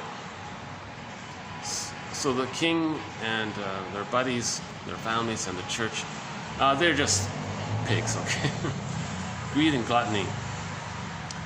But they got others to enact it. So what did the generals want? Well, they stated their hunger for glory. They just wanted narcissistic glory, number one, by grabbing and gobbling lands with the help of armies conscripted from the oppressed and gullible masses. Okay? So religion is the father of graft, Albert Hubbard said. Go to TQ 1203 for more on that one. How religion is a tool of the plunder system.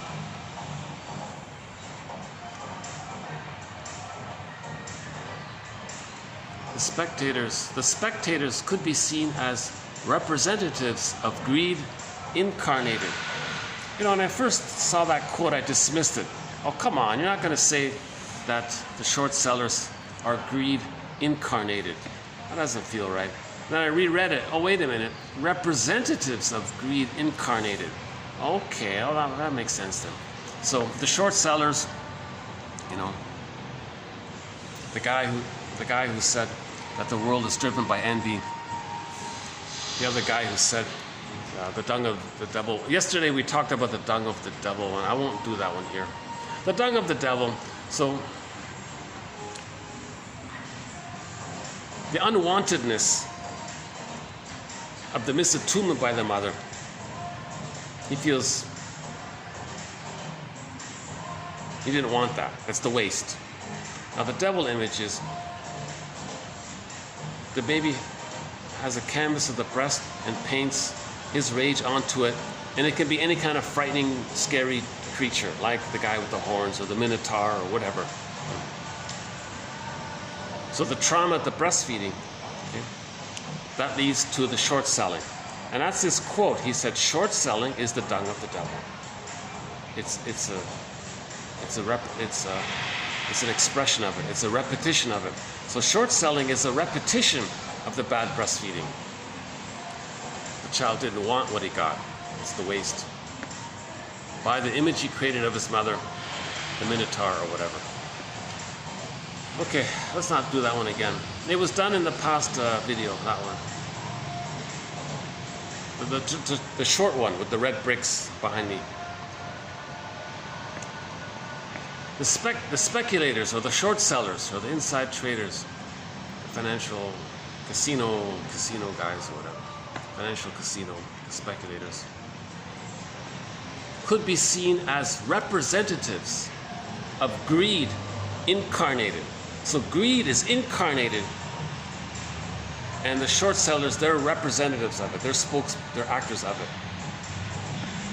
So they worship greed.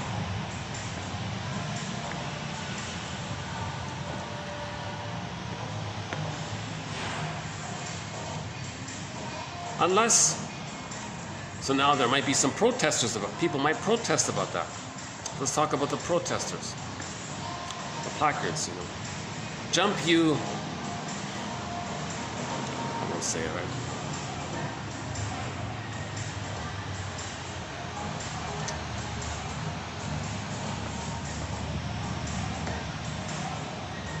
Okay, so here's criticism about the protesters.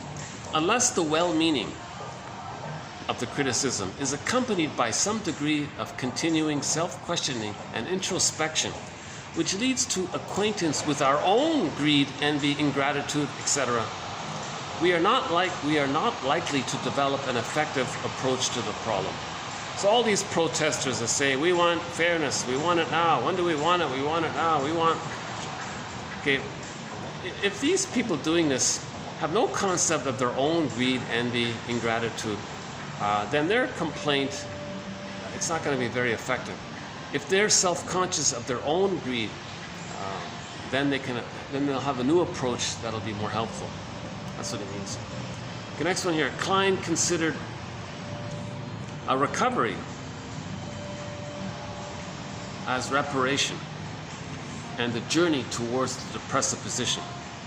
In other words, the infantile portion of the personality must renounce greed, envy, hatred, omnipotence, etc. Okay? So Melanie Klein has a theory that we want to mature into the depressive position. First, we have the paranoid schizoid position. The first few months, we want to heal all that, renounce it, move forward into the depressive position. The depressive position means we can see two sides of the coin. We can see two sides of the situation. Greed is not there, grandiosity is not there, envy is not there, schadenfreude, and so on. In the depressive position, that means the source point is if the baby's loved, he gets to a place where, oh wow, mother's loving and frustrating. Oh, okay, oh, it's a little uncomfortable, a little depressive, but I can handle it. In the paranoid schizoid position, they didn't get to that place because the mother was too shaming. And they still use splitting.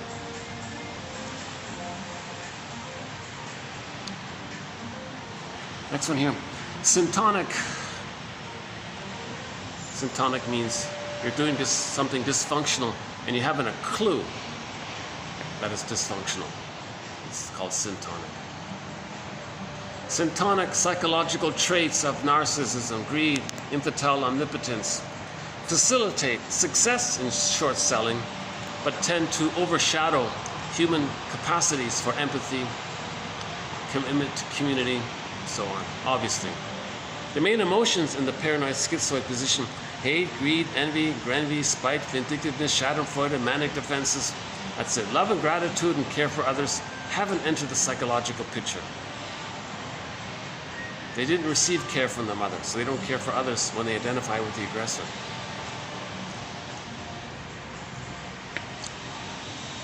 And in that early trauma, they identify with the aggressor. That's their identity, the false self.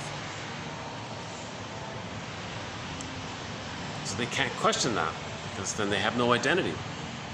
So in other words, if they're not greedy and envious, they don't know who they are, put it that way. And I once heard somebody say that. I once heard on TV a member of the plunder system, in a rare, very rare moment, he showed a little glimpse of vulnerability. He said, oh my God, well, what do I do if I'm not a greedy plunderer? What do I do if I don't do this thing that I'm doing? And it quickly squelched it. But it was like just a little sliver there. He got like a little glimpse. So he was, that's his real self, that pain. But then he brushed it away quickly.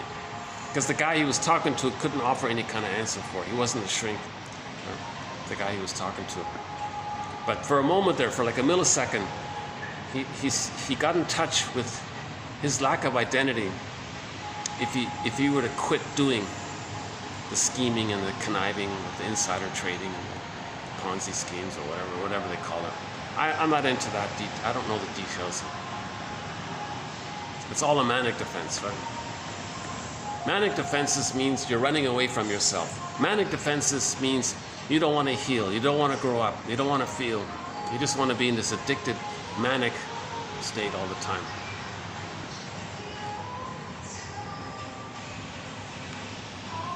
Next one here.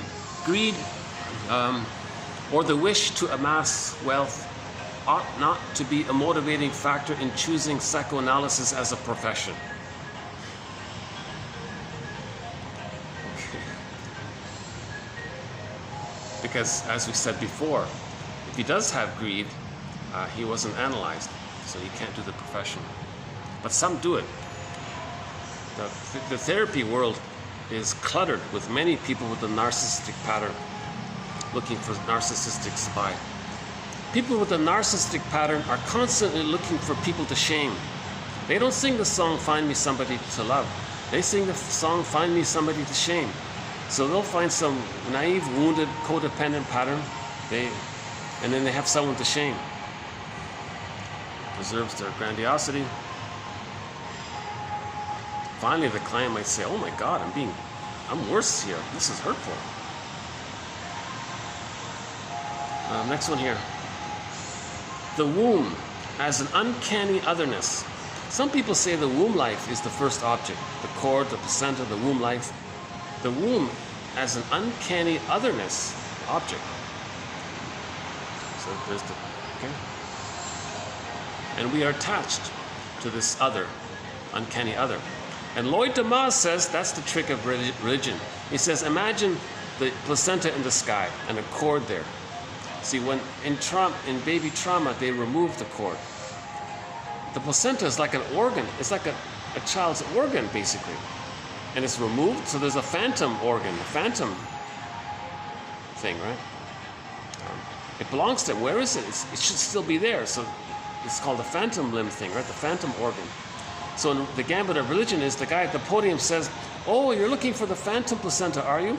Okay, well, imagine this thing in the sky god, this entity there. It knows you, it feeds you, it nourishes you, it loves you, it accepts you, it takes care of your waste, your anger, but it still loves you. It's unconditional, it's always there for you, it's reliable, and you got a line to it, and it's feeding you, it's nursing you, okay, and you do that again and again." Now the continuation of that, the 2.0, is the phantom breast. Oh, imagine the breast in the sky, bountiful, loves you, says the same kind of thing. And by doing so, that preserves the idealization, the splitting, not mourning the truth.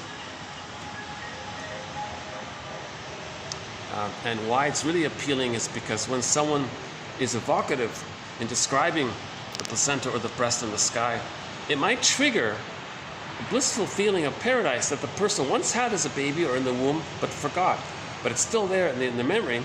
He triggered it. And a person goes, "Whoa, I got a little blissful feeling here, a little hit of oxytocin and blissful oneness with the universe. Wow." He felt amazed.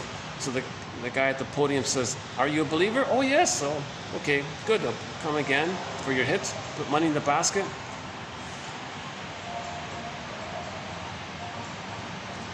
But the purpose of doing that is to preserve the splitting, the goddess and demon. If there's a good breast in the sky, that means you're not healing the splits. In order to heal, we have to resolve splitting. In order to resolve splitting, we got to accept the truth that the mother shamed us. Failed attachment. The guy at the podium is not talking about this. He just says, keep on using the splitting mechanism, because he works for the plunder system. So he sets it up, and then later, a spokesperson for the plunder system comes in and says, "Okay, good. You've been entrenched to keep on using the goddess-demon imagery, us versus them thinking. That's the prejudiced personality." So the purpose of religion is to entrench the prejudiced personality of either-or thinking, goddess-demon. Then the spokesperson or the rep for the plunder system steps in. "Okay, now it's my turn. All right, you people here. When you were a baby, you were traumatized. You felt immense pain. Now you want to reenact that trauma, don't you? I know you do. Well, we're going to give you an opportunity to reenact the pain. So, and when you were traumatized, you thought in goddess and demon images. Well, the people on the other side of the river, well, they're no good, and we're good." Recently, another guy, we quoted him earlier, used the garden jungle idea. He was recruiting new members, young people from school. He was brainwashing them to think in terms of garden jungle. Just think like that. We on this latitude on the planet, that's the garden. Anyone on some other latitude on the planet, that's the jungle. The purpose of doing that is to evoke the imagery in the brain of goddess and demon. Garden, goddess. Jungle, demon, right? Dangerous. Wild animals, dangerous. So he wants to trigger up the goddess and demon imagery. That's the prejudiced personality. So the guy is brainwashing people. Keep thinking in terms of either or, goddess and demon, garden, jungle. That's just a few months ago. We talked about this. Garden, jungle, garden. So the people, the new recruits. Oh, jungle, garden. Okay, goddess and demon. Now they're not aware of this. Okay, we want you to reenact it. Okay, so they're bad, we're good. Okay, you have greed, go get it.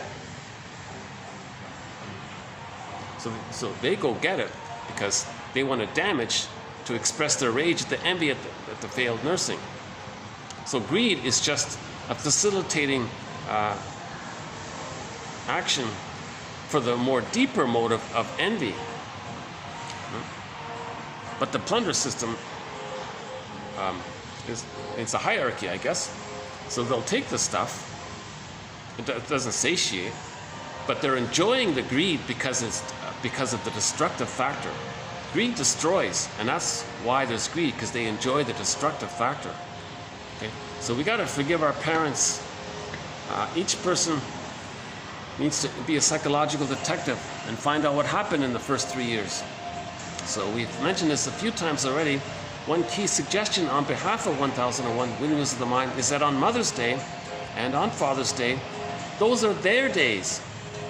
They write letters to their adult children, coming clean, explaining the first 3 years. In particular, the mothers should say, look, I'm sorry I didn't feed you. I wanted to look sexy to tease the guy at the office. I wanted to get revenge on them, so I decided not to feed you. I'm sorry. She's got to come clean and talk about the first 3 years. Some women do that. They don't want to breastfeed because they want to have an appearance. Some women want to reenact the trauma that they experienced. So the mother might say, yeah, I shamed you because my mother shamed me, and I was angry at my mother, and I wanted to show her how she shamed me. So I thought if I shamed you, maybe my mother will get the message. So the mother has to write, so again, to adult children over 35. Okay? On Mother's Day and on Father's Day, they write letters explaining the psychological truth of the first 3 years. The delivery is very important. If there was there birth trauma, was the cord twisted? What procedures were used at the birth? The truth will set us free. We need the truth. And the other suggestion discussed in the last video, was that mothers just stay in bed for the first 4 to 5 months. Baby sleeps on the mother, on the front, and nurses as he needs, and have that line there. The nerves in the breast link in with the nerves in the baby. The mucosa or something. The baby's mucosa, the nerves there, and the nerves in the breast, they link up like that. So the baby sleeps on the mother to have that continuous womb and the rhythm and the reverie from the mother. That helps the child to think, to feel, to be able to symbolize, and later on to know himself, to have self-knowledge, because the mother knew him. Now he can know himself. 2 key suggestions on behalf of 1001 Windmills of the Mind. Oh, got a couple of people here. Okay, let me just do it this way here. Hold on a sec.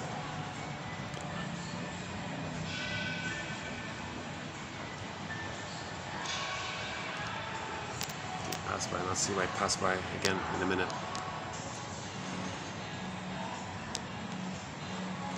Actually, he might be sort of the management here or something. Oh, hold on a sec.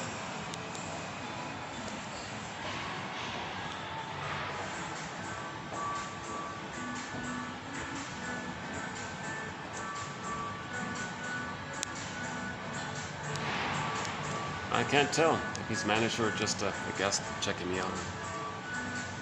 See, I'm pretty sure no one can hear me because I'm in sort of this enclosed area here. And there are no open windows here. I think I'm okay. I'm pretty sure I'm okay. And this is a function thing, so there's no function behind me, so I think we're okay here. Yeah, so 2 key suggestions. We have about a dozen already, so those are just 2 of them. Related to it is give the young mother the painting to scream, not to scare her or anything, but and you have a message on it. If you don't breastfeed. This is what your baby's going to feel. Do something.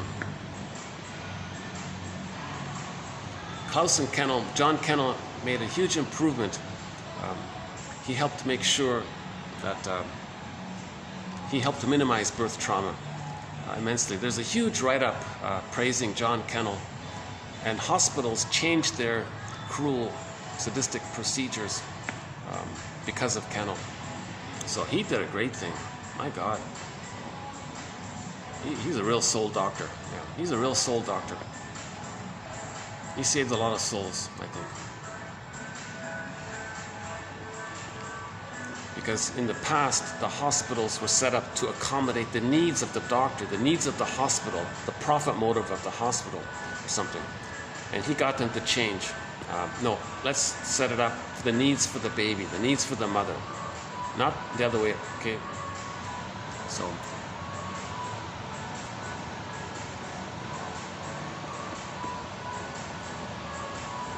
okay, next one here. Okay, in our world that is being destroyed by human greed and rapacity, something more than the dominant forms of masculinity is called for. A lot of people say this. Okay, toxic masculinity is destroying the world. So we don't need more of it, obviously. Now this issue, I include this one here because Merriam-Woodman says that women can be just as toxic masculine as men. So it's not about man or woman, it's not about gender or something. It's about the attitude, right? So in our world,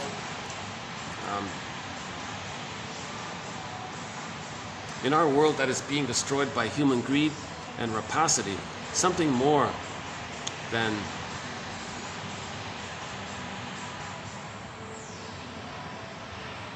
the paranoid schizoid, something more than greed and envy is called for, put it that way. Something other than greed and envy is called for. Greed is not going to heal us. Greed and envy is not going to heal things. More greed and more envy is not going to heal, put it that way. Quote, last one here. A therapist said to a client once, so we'll end up on something encouraging here. A therapist said to a client once, quote, "And dear client, it is the ability to face the grief of your disillusionment. In realizing that there's always envy, grandiosity, greed, etc., and your new ability to contain the pain of this. This allows you to experience that there are good things too." The ability for her to say, the ability to her to own the shadow, to own the greed and envy. If you can admit your greed and envy, if you can get to that place, that means there's something good going on. I think that's what she's saying.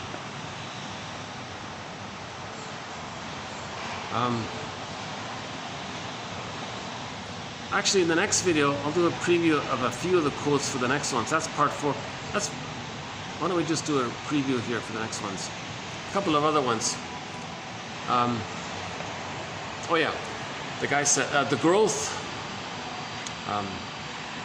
quote, "Greed is wonderful and amazing," right? So that's the brainwashing, right? So originally it was greed is good, right? So see, that's a trick. When you say good, bad, it clicks up good over the splitting of something good and then something's bad. So if greed is good, then not greed is bad. Whoa, let's change that. Greed, let's be a little cynical here. Let's be a little helpful cynical. Greed is wonderful and amazing. So the growth of that attitude, he said, I was faced with the question, what part of me is represented in this? So here's a guy who's meant to be in the plunder system, and he's saying, and he's being bombarded with the message, greed is wonderful and amazing. Envy and greed are wonderful and amazing. He said to himself, wait a minute, What part of me is represented in these slogans? Oh, that was good, yeah. Greed lies at the basis of the plunder system, and envy, right? Hypocrisy, a derivative combination of if you put it all together, pride, grandiosity, anger, greed, envy, spite, vindictiveness.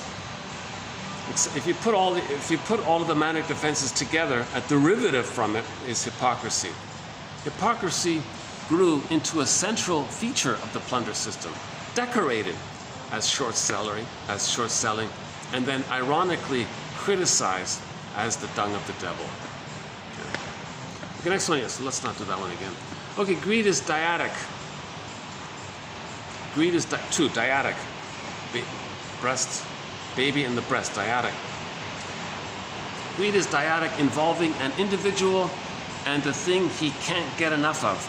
Remember, the quality wasn't there? The breast milk, and the interaction and the reverie, the quality wasn't there. When the quality's not there, then there's endless quantity. The repetition compulsion of the endless quantity because of the lack of the missing quality that was needed. The person wanted the quality. No quality, just give me endless quantity then. That's what he means. So you can feel a sort of vindictive, revenge-like feeling about him. Yeah, and there is a quote coming up about that envy and greed, and there's a revenge side to it as well.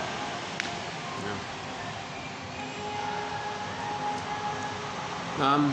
As government has increasingly eroded into backroom deals made between short sellers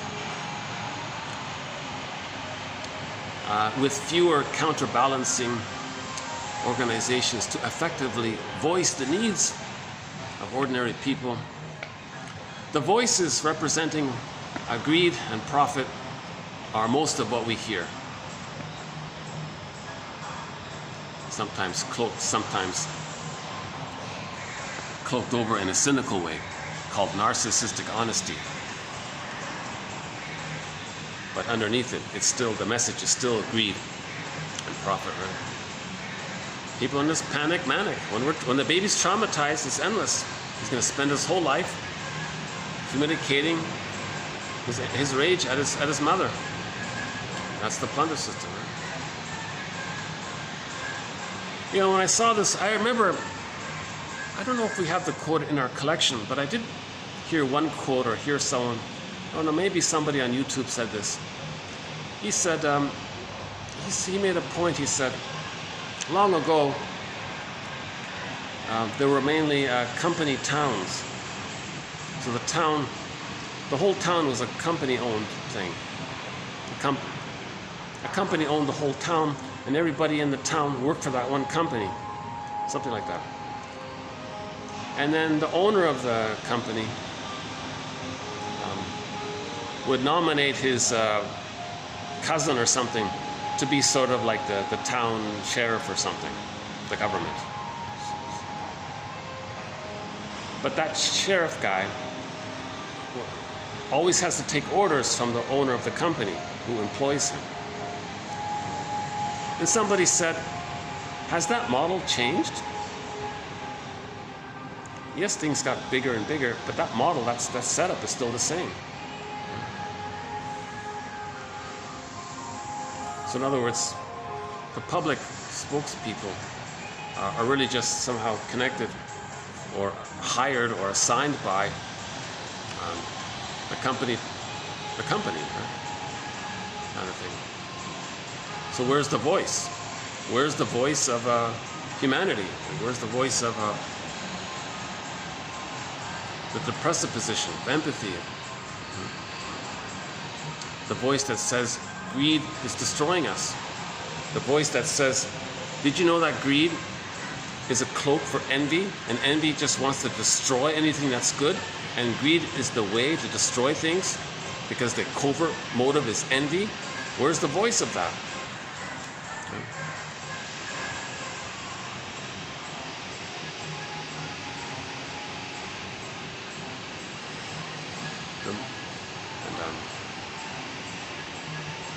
Psychoanalysis is still alive, but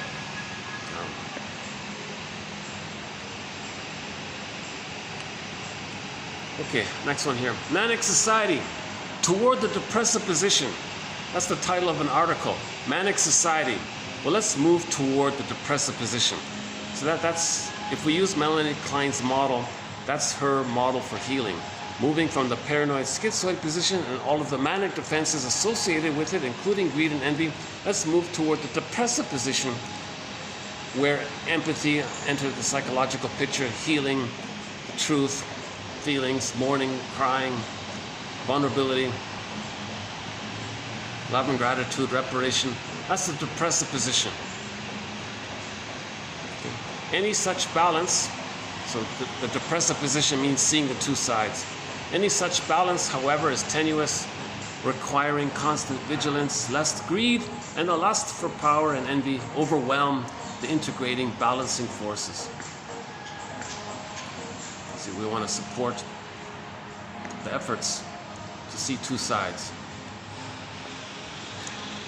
Next one here. The addictive state of mind is constantly seeking fusion. So the greed is addictive. The baby lost the fusion. The paradise was the fusion, the symbiosis. The greed is an attempt to get back the missing paradise. It can't be done. So it's addictive. The addictive state of mind is constantly seeking fusion, a state of limitless greed without any experience of limitations, separation, or difference. Short selling, insider trading, etc. Contempt for everything except the greed. Contempt for everything except the greed. You even have contempt for the thing you got. The only thing you value is the greed. The search for the lost paradise that can never be met.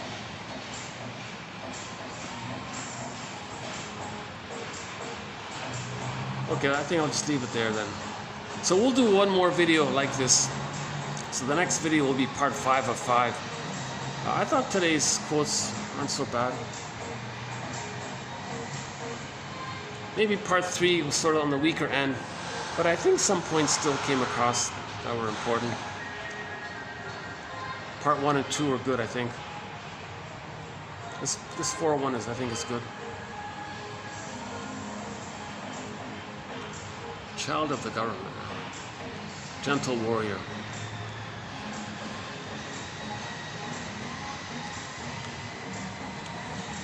Oh yeah, and the one about Indian Act. So play those 3 songs. 2 of them by Eastern Owl, the other one by Caitlin Johnson, and I think it's Kaylee, is that right? So one of them is called Child Protection, related to the plunder system.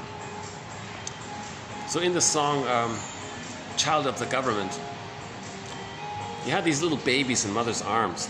The mother just gave the baby, she was just held it, whooped, they yanked it. They just ripped it out. 20,000 babies were just stolen from indigenous mothers. That was called the 60s scoop. They scooped up the baby. A euphemism for the shock trauma of brutally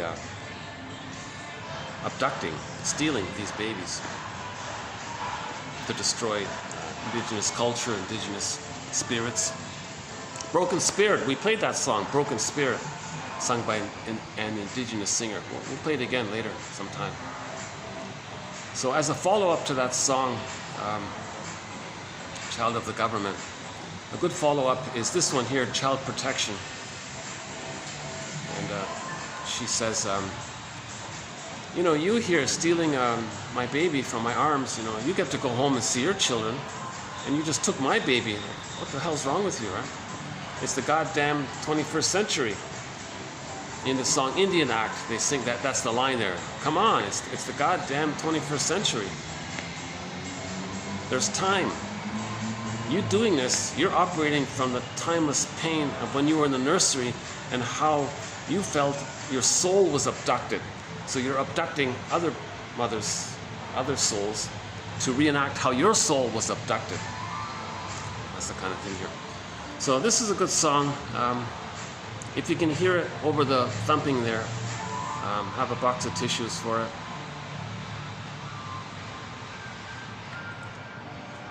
Child Protection by the band Eastern Owl.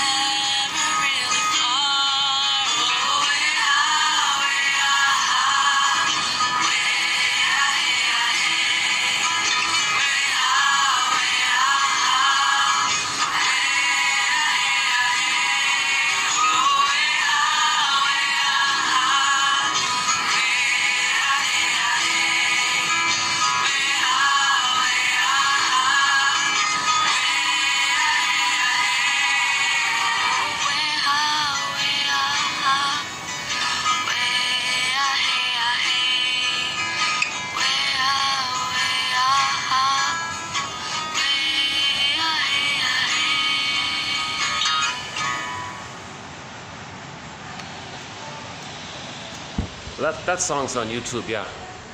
Again, Child Protection by the band Eastern Owl. Their other song, Indian Act, isn't on YouTube, but I see it on Spotify there.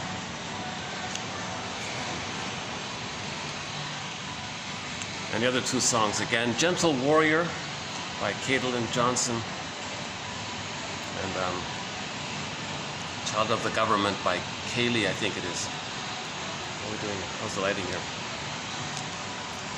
Okay.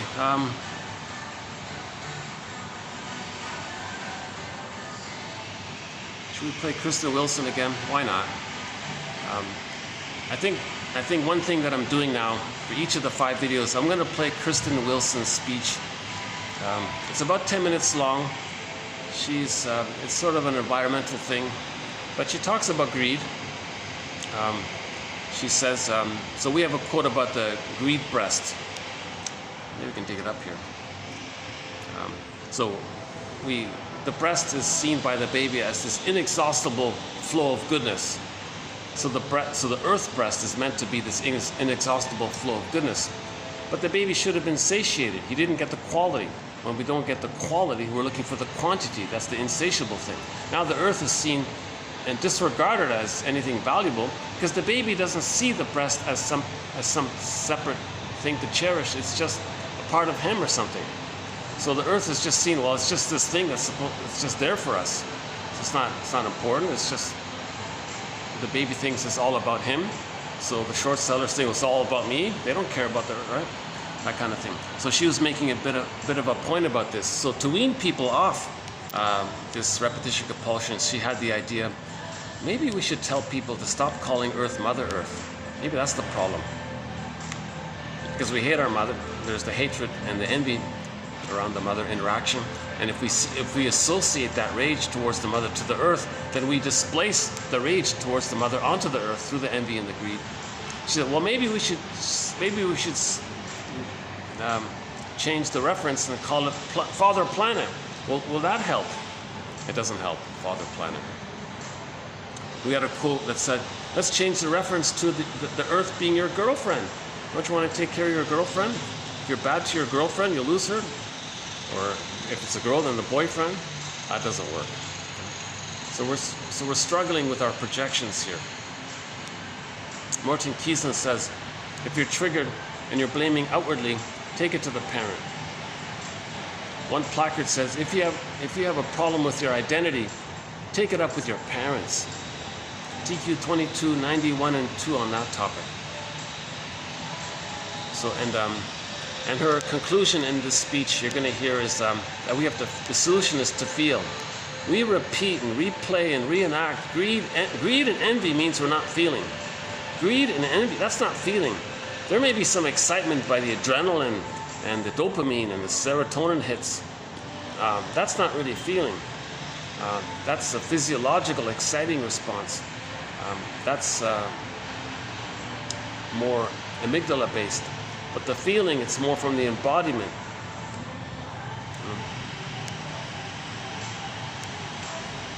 At best, we get some sensations, but when we feel, it's a different quality to it. It's more from. It's more of a.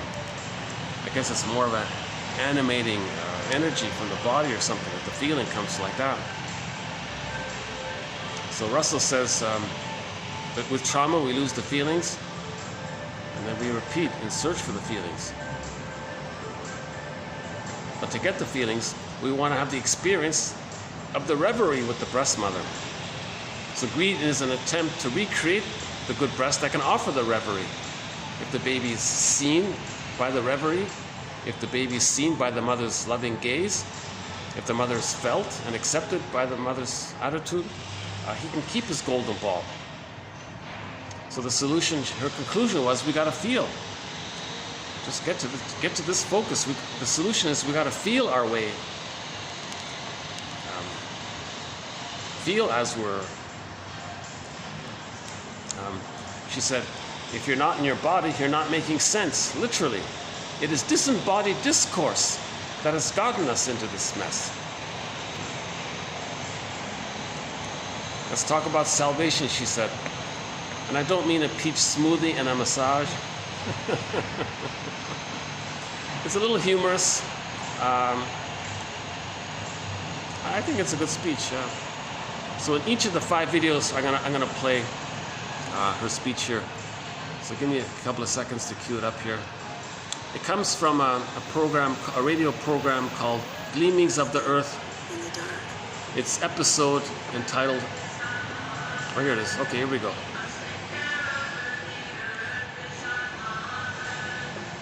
Kristen Wilson. The speech is called "Ooh, My Soul."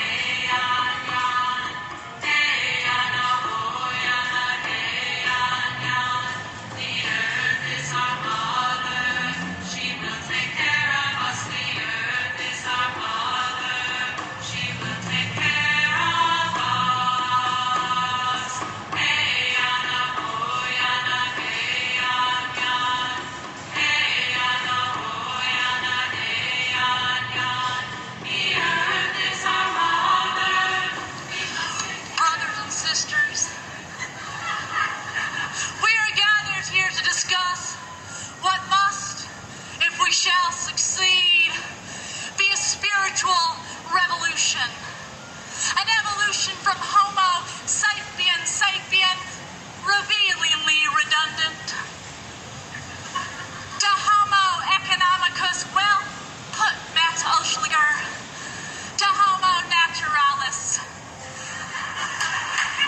I will proceed directly to the heart of my sermon, which, for the sake of revolutionary gender reclamation, I drop the sir and add a ma'am, making this not a sermon, but a mammon. Yes! Yes, Buchanan, I said mammon, which speaks to the natural and pantheistic instead of the mechanical and sadistic. We are talking about exchanging biopornography for biophilia. Pornography. That is the structure of domination which has replaced English as our national language. Everything translated into what I can possibly control or consume without being touched, changed, challenged, or connected. A language which transforms women into meat, animals into meat products, poor men into machines, and rich men into gods. But in their attempts to become gods, they have lost their souls. We all have. That is why I am up here preaching my mammon. God did not throw us out of Eden. Brothers and sisters, we are throwing ourselves out every industrious day. That apple Eve ate was good. Sweet. But what about the apples now with their red, shiny, pesticidal coverings, Satan in the shape of Monsanto? But it's okay. I can afford organic. I am single, white, educated. I don't have children to feed. There will be poor with us always. Let them eat the pesticide-riddled fruit. Ha! Check. Riddle. On us. Genocide continues. Organic for the rich, toxic tap water for the poor. We have a lot of work to do if this re-evolution is really going to happen and save us. So, let us talk about salvation. And I do not mean a peach smoothie and a massage. I am talking about saving this planet and the people with it. How will we be saved? The environmental catastrophe appears overwhelming.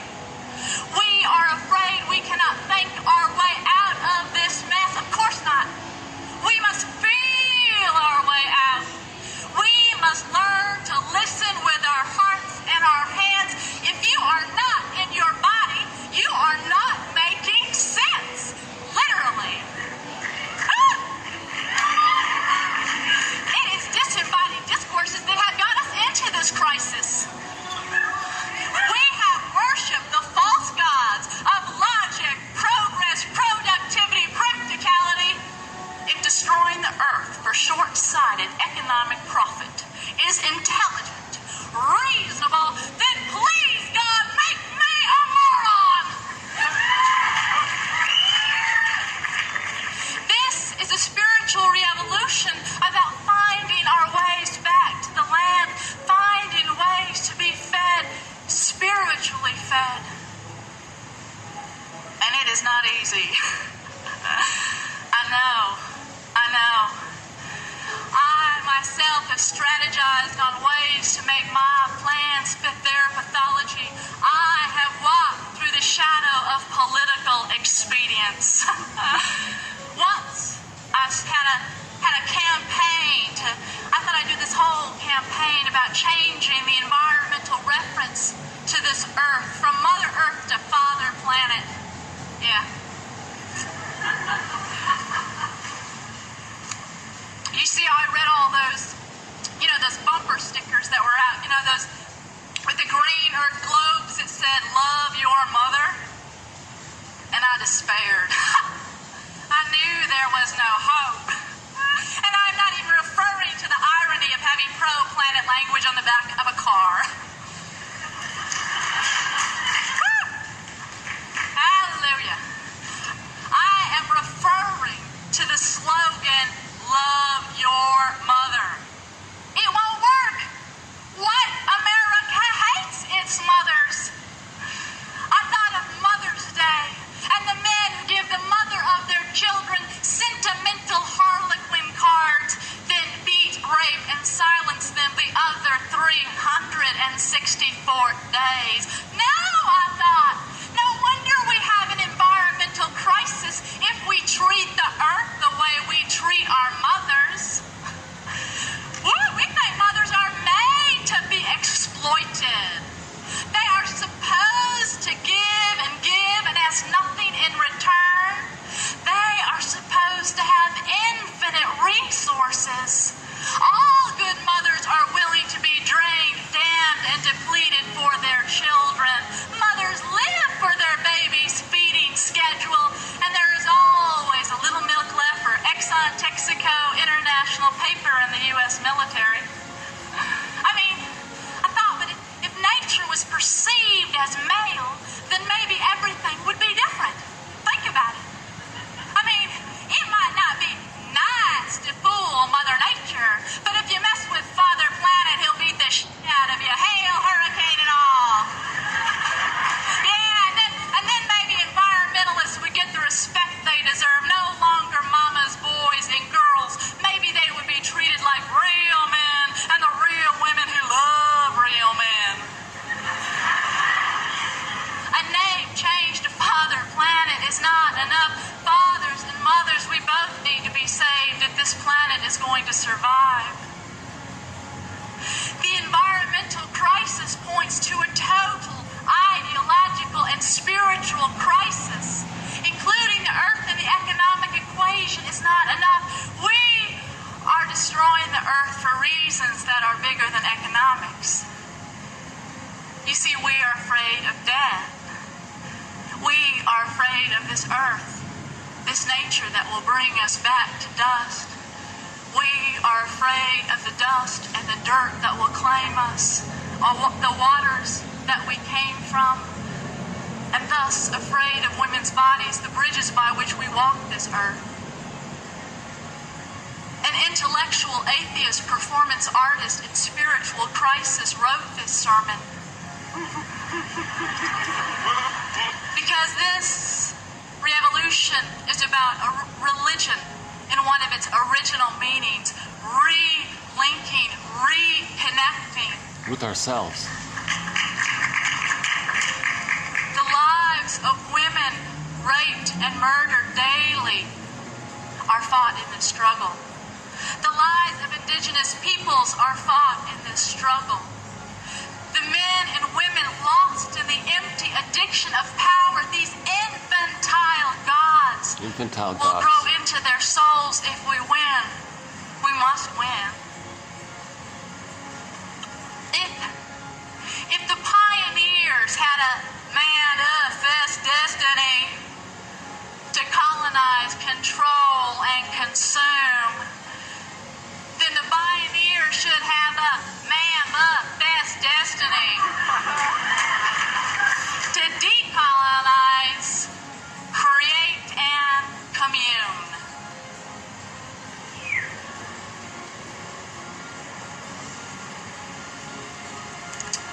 But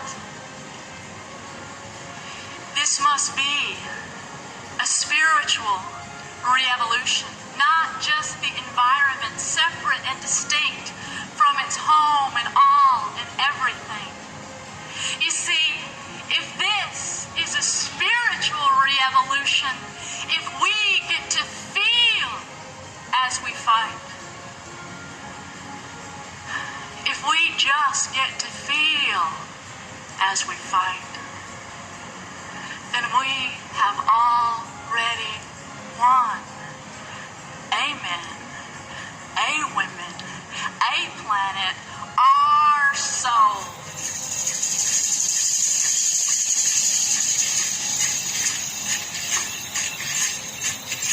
So one of her lines in there is the spiritual re-evolution. So the child is evolving. He gets stuck, stunted development, arrested development. Well, we want to go there, lift the anchor on the arrested development, and re-evolve. So it's a spiritual re-evolution. Again, evolve. Resume development, she means. That's what I think she means. Yeah, so that's the episode is, hold on. Earth, Air, Fire, Water. Yeah, that's the episode. It's entitled Earth, Air, Fire, Water. The radio program is called Gleamings of the Earth. Right. So yeah, so we'll play it again tomorrow as well.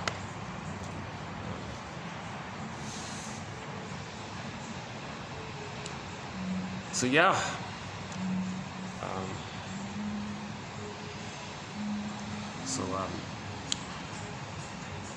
So what do you think? Any comments?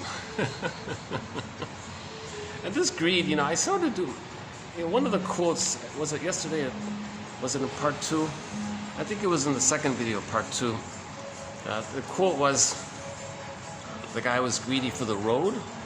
Like he wants to hog the road all the time. The road is mine. So, and something about the guys who walk on the sidewalk.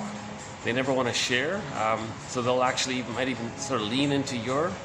No, the road is mine. Get it, mine. So they're preserving their grandiosity. That's the greed. So the greed can be expressed in many small domestic ways as well, right? Emotional eating would be it, right? You're not physically hungry. You don't need it. You're missing the sweetness. So you run for treats, sweets. It doesn't work. The cookie can't be the good breast that was needed. All the cookie does is trick the brain to send the person serotonin. The sugar, salt, and fat overstimulates the brain into thinking that the person is safe. When a person feels safe, they get serotonin. But that serotonin release is from the trick of the sugar, salt, and fat. It's not from the neural networking of the experience of the mother's reverie and the mother's mirroring responses, the mother's loving acceptance and so on, right? We don't have the memory of that. So we're looking for that. So we do this synthetic trick. Well, trick the brain to send us serotonin because we're looking for serotonin. Because that would be a sign or an a priori assumption that we were loved. But the cookie can't be the love that was needed. So it's insatiable. So a person can spend their whole lives being an emotional eater. So that's a kind of greed.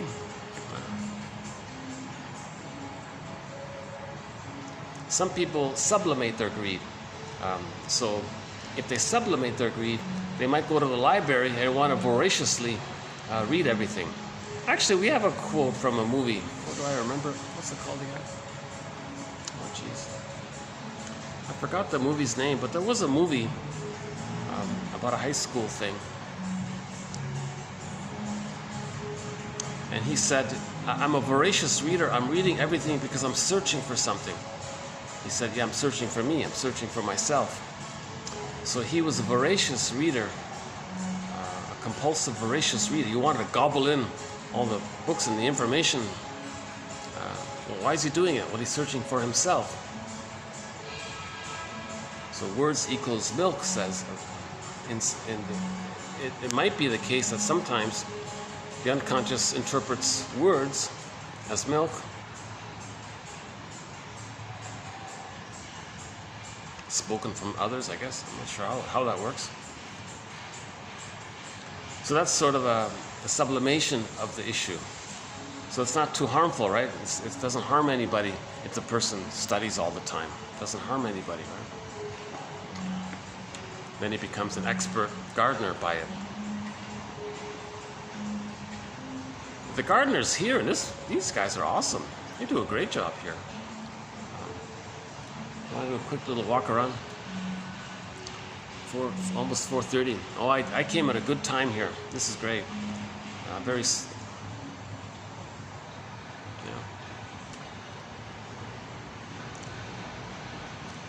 I don't have this venue every day. This is my first choice. I first come here to do a video. If it's occupied, I'll try some other place. Let's do a little walk around. We'll do a walk around.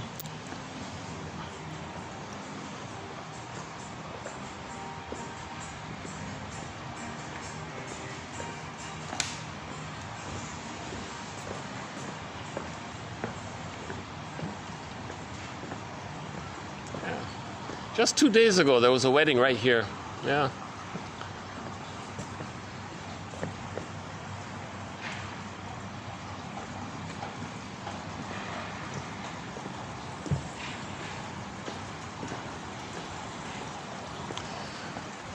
A TQ 2360 regarding the acronym OFSEA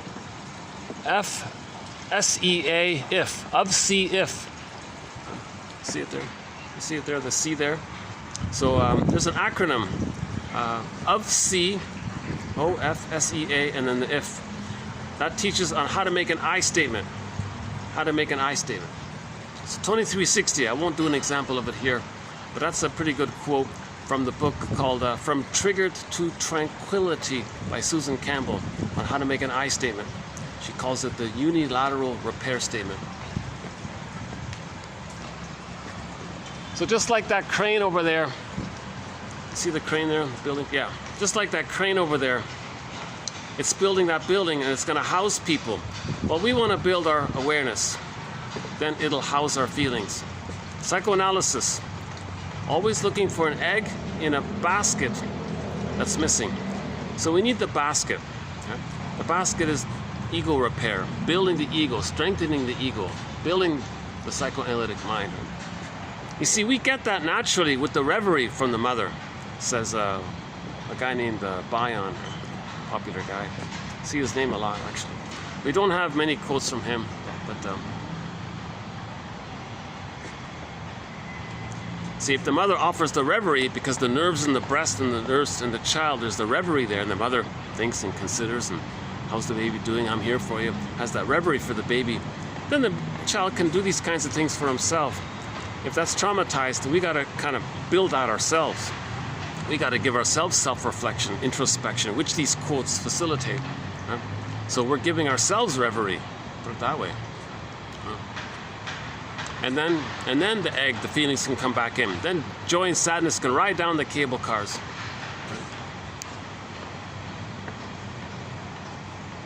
Well, I think I know why it's. There's a strong paint smell here. There must be some painting going on here somewhere.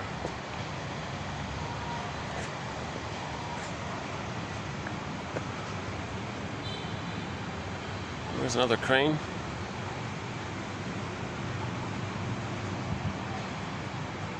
Oh, another crane. Wow, 3 cranes.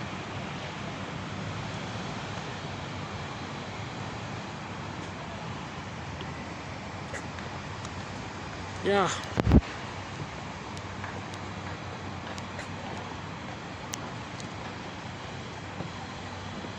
What else? Any final thoughts here?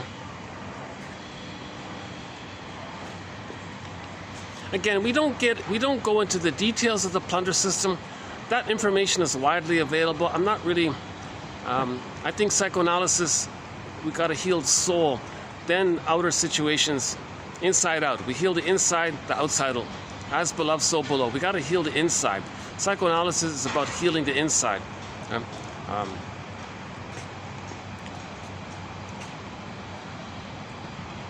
If people find their feelings, when they get together, they might have a kind of care for the rest of us kind of thing. But when people are in the paranoid schizoid mode, they just get together and it's like, oh, greed, greed. That's what unites them. Their shared hatred of their own mother seen outwardly. Their shared desire to reenact what happened to them. It's all unconscious. Then they create rationalizations for it. And, cute phrases to impress people. Like the 60s scoop. Oh, it's ice cream scoop, scoop, like a harm. These kinds of things.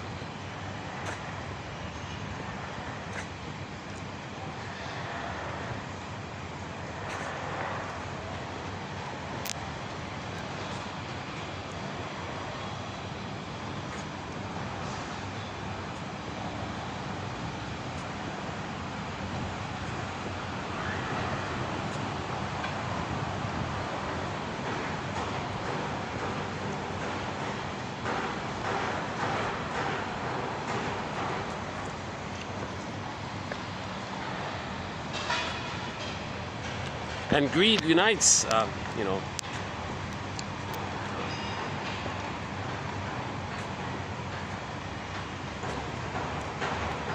So this is why individually there needs to be a kind of healing amongst people. Just facing one short seller, it's not going to change much. Because according to the book, there's a book called Giants. I haven't read it, but he's a professor from California, guy with the beard there, Phillips, guy named Phillips, Peter Phillips, the professor one. He wrote a book called Giants. He makes the point, he gives a little speech on YouTube. He makes the point that every short seller buys shares in the other short seller.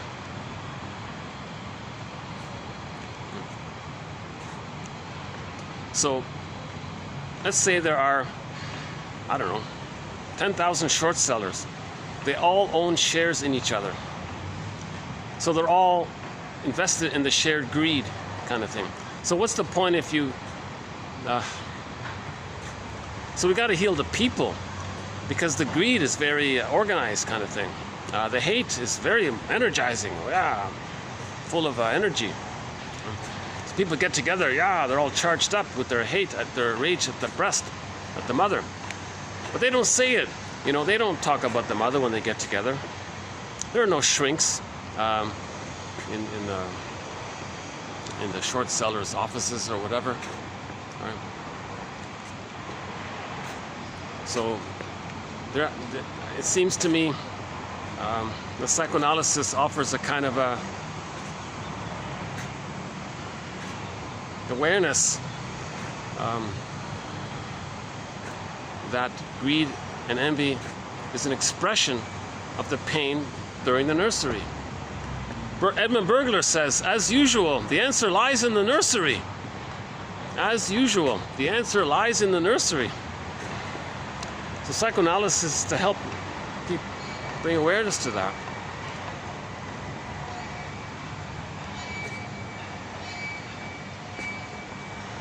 If there's consciousness about greed and envy, that can help, right?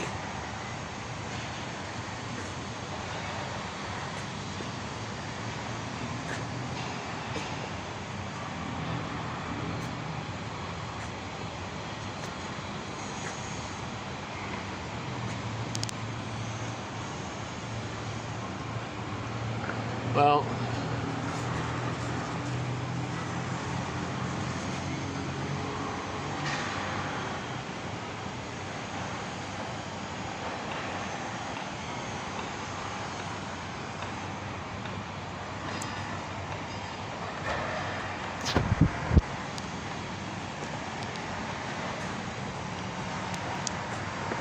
I guess I'll start to wind this video down here. I don't really have any final concluding thoughts here, but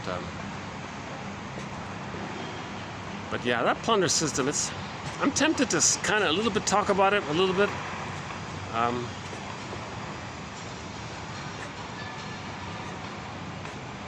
Okay, let's just say it's a manic quality. It's manic. Manic defenses stem from the trauma in the nursery. Let's just leave it there then.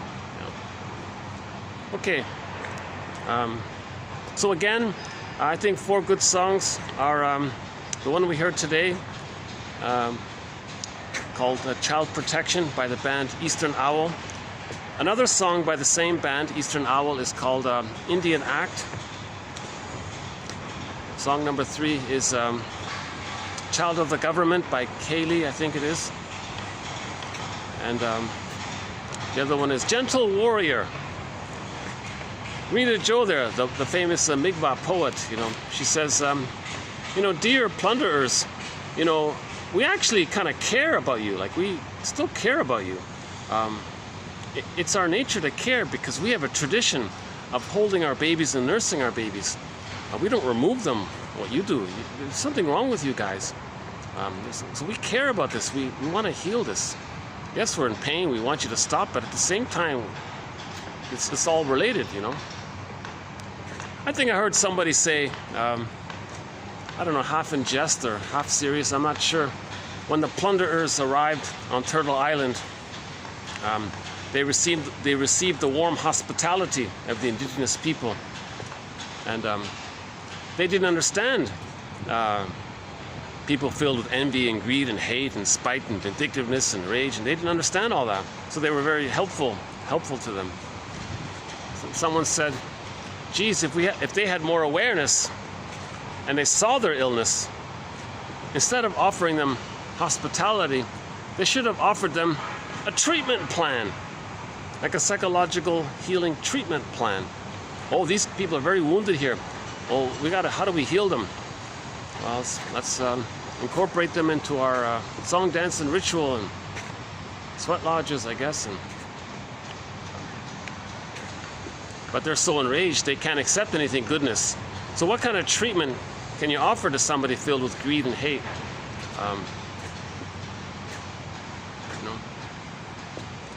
Are there herbs for that? There are no herbs. There are no herbs to heal envy. Envy is a psychic issue. Soul, fill in the blank. What herb can revive the soul, the golden ball? Make people feel into themselves. So what could the indigenous people have done when the greedists arrived? Oh my God. I don't know, maybe they had to trick them somehow to engage in some kind of healing activity. But maybe they don't know how to heal that kind of trauma, because they haven't experienced that level of psychotic trauma themselves, because it's in their instinct for the babies to be held and nursed.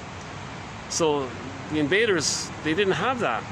So maybe they don't know how to heal that. And the language issue. So they don't have vocabulary or symbols to educate that kind of what happened to them.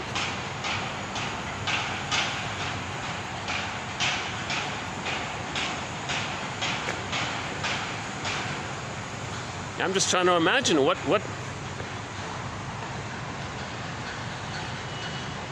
I'm thinking about Anansi, right? Anansi, he's one of the trickster guys in the folktale. Anansi, he's the kind of, all of these trickster tales, they would heal people using paradoxical things, and I'm thinking, what would Anansi do, you know? Or who's the other famous one? Who's the other famous healer? In some fairy tales, there's like a famous character that heals, like Baba Yaga kind of thing. Yeah, so what would Baba Yaga do if the indigenous people came, if the invaders came? How would Baba Yaga treat the situation? Actually, that's just a metaphor. I think that's just a metaphor for the healing process within.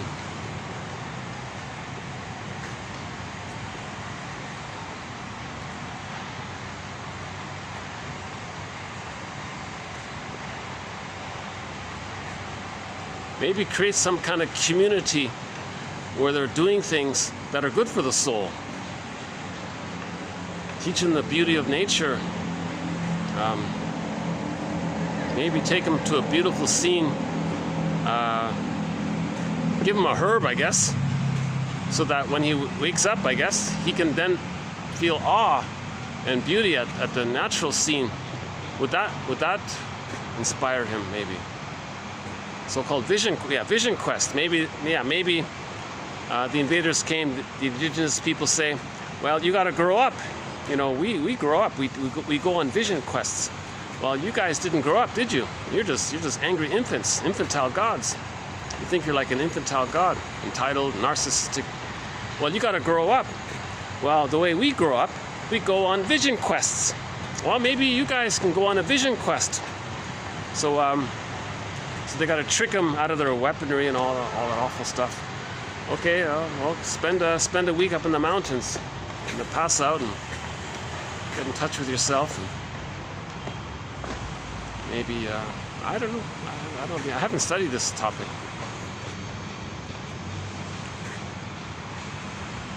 Yeah, maybe there is some kind of traditional ritual from boy to man, right? Like a healthy boy to man.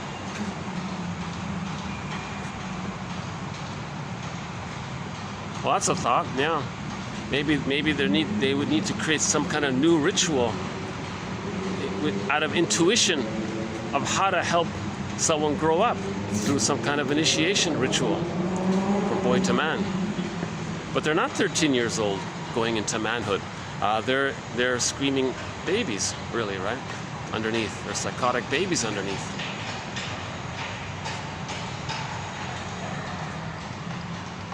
From an emotional point of view.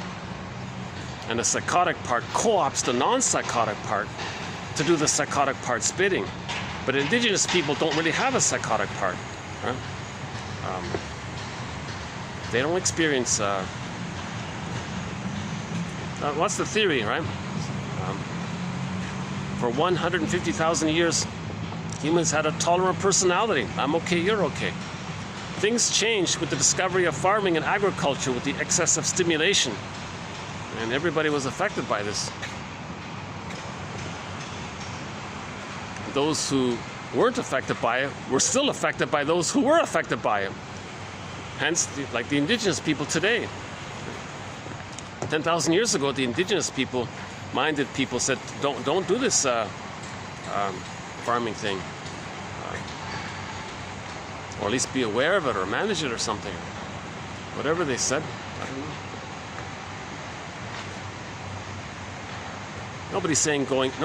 Nobody's suggesting we go back to that kind of thing. No one can travel back in a time machine. The idea is to understand where we are and what happened and how do we get here, and if the path required is a spiritual re-evolution, evolution. We want to get back our evolution, our development, our personal evolution, personal development. So the personal development, we got to lift the anchor on the arrested development, the stunted development. That's done through the mourning process. The mourning process, the truth will upset you free. Okay? Forgive your parents, heal yourself. So look at the psychology of your parents. Get some truth about the parents. They couldn't do it all. They didn't know it all. Young and confused. They tried their best, I guess. Maybe they were reenacting their trauma onto the children, so that they could see, but they failed to see what happened to them. So they didn't become conscious. So maybe they tried. At least understand that, you know. So we got to move towards forgiving our parents ultimately, because that's sort of the starting point to get some of the truth that sets us free, and then we resume development, i.e. a spiritual re-evolution, a personal spiritual re-evolution, psychological, spiritual, synonymous, re-evolution, right? So what kind of campaign can be made to help each person go on the second journey called the spiritual re-evolution? That's the second journey of midlife. The fairy tales discussed in Alan Chinnon's 4 books, Once Upon a Midlife, In the Ever After, Beyond the Hero, and Beyond the Princess. That 4th one, Beyond the Princess, got renamed. It's called Waking the World for Women. These fairy tales, these 50+ fairy tales discussed in those 4 books, discuss this re-evolution. He calls it the second journey of midlife.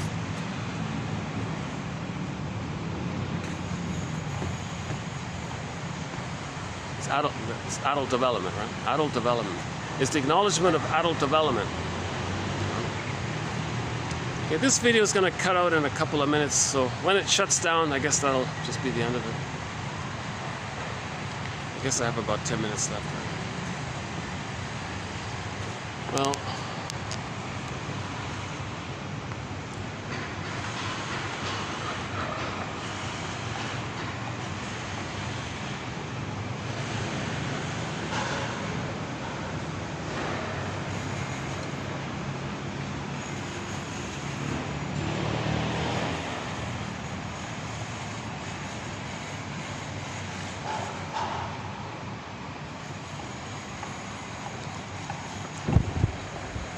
Our theme song to 1001 Windmills of the Mind is Katja Epstein's German cover of the song Windmills of the Mind. But I'll just maybe I'll not play it now. But usually we very often, or I very often, end the video with our theme song.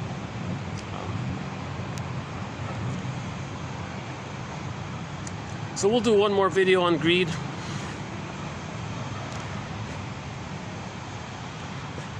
For more on envy, yeah, just type in the search in the mini search engine for this channel. Just type in envy. Some excellent quotes on envy. But I think the new element we updated here in the past couple of videos is that envy destroys. So we don't stop with greed. Greed destroys. So we don't stop with the greed because we're looking for to see the goodness damaged. So the real motive is envy. See? So the plunder system. So maybe that short seller was right. 99-year-old guy or something, multi-billionaire. He said, "Look, guys, you think the world is run by greed. I'm here to tell you not. The world is driven by envy." That's his actual words. Direct from the guy himself. So maybe he had a little moment of guilt conscience. I don't know. Maybe 99 years of plundering. Maybe he thought, let's give humanity a little crumb. Maybe he's saying it to look impressive. I don't know. It's very rare for someone to admit something like that, right? Yeah, the dung of the devil quote. That's sort of a second confession. Yeah. So that's a metaphor for the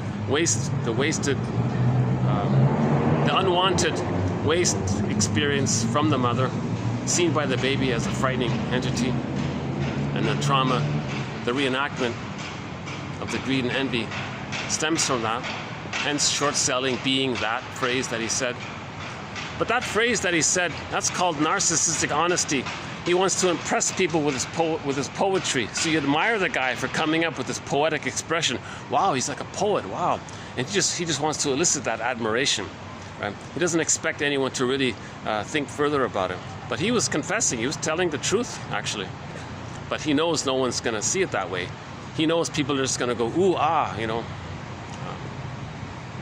So narcissistic honesty is designed to get people. It's designed to elicit people's admiration. It's not a real gift. When he says that, if it's designed to trick you to admire him, because he's not. There's no giving. It's just a trick to receive admiration, grandiosity, one up. So we recently talked about narcissistic giving and narcissistic honesty a few videos ago. Ironically, that video got some views. That's the one video that did get some views. The topic about narcissistic giving. I forgot the TQ quote. At the time of posting, it says 36 views. That's the one video, oddly enough, that's the one video that did get a few views, the topic of narcissism. People are really interested in this topic of narcissism. We talk about the psychoanalysis of it, so people don't seem to be interested in the psychic structure of narcissism, the failed fusion. And that was the one time I sort of talked superficially about one expression of the narcissistic pattern, the narcissistic giving and honesty. And then suddenly that got views. And then the people dropped off. Some of them watched the next video and then it disappeared again. Oh, some cute little birds here. Not sure what they're called.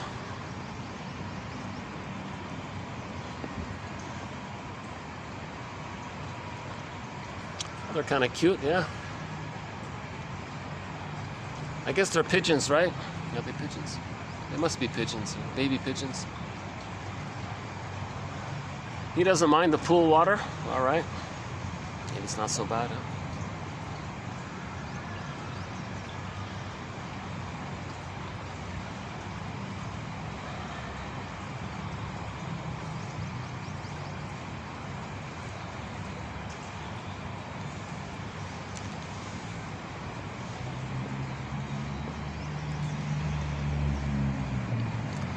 How are we doing here? 4 minutes left? Well, any final thoughts here? I wish I could end on a joke, but yesterday we played a joke. It was a cartoon with a little rabbit on a sofa, a couch, like a shrink's sofa. And the shrink said to the little rabbit, you know, you're telling me these things, but I want to know about the egg that you're hiding from yourself. Talk about that. That's the true life, right? The potential, the feelings, the potential true self. He's hiding his egg from himself. So he's hiding himself from himself. He's hiding from himself. Talk about that. You're hiding from yourself. Let's talk about that. Why are you hiding the egg from yourself?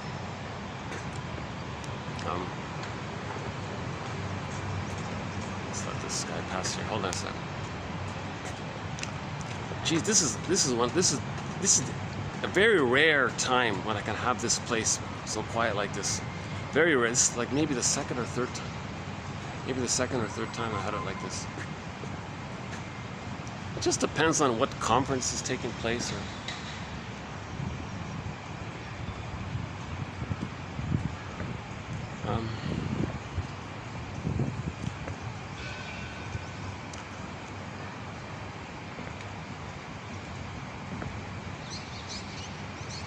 That last video wasn't so bad. I was really in an off mood yesterday. The one with the red bricks. It's only an hour and 40 minutes, that one. But that wasn't so bad, actually. I played it back. This one, yeah, I do feel a little... I'm not fully present today for some reason. Yeah, no, okay, never mind that. Some deliveries, I feel like I'm energized. It's okay. Some deliveries, I feel like maybe I'm a little, you know, maybe I'm like short on sleep or something like that might be going on. You know.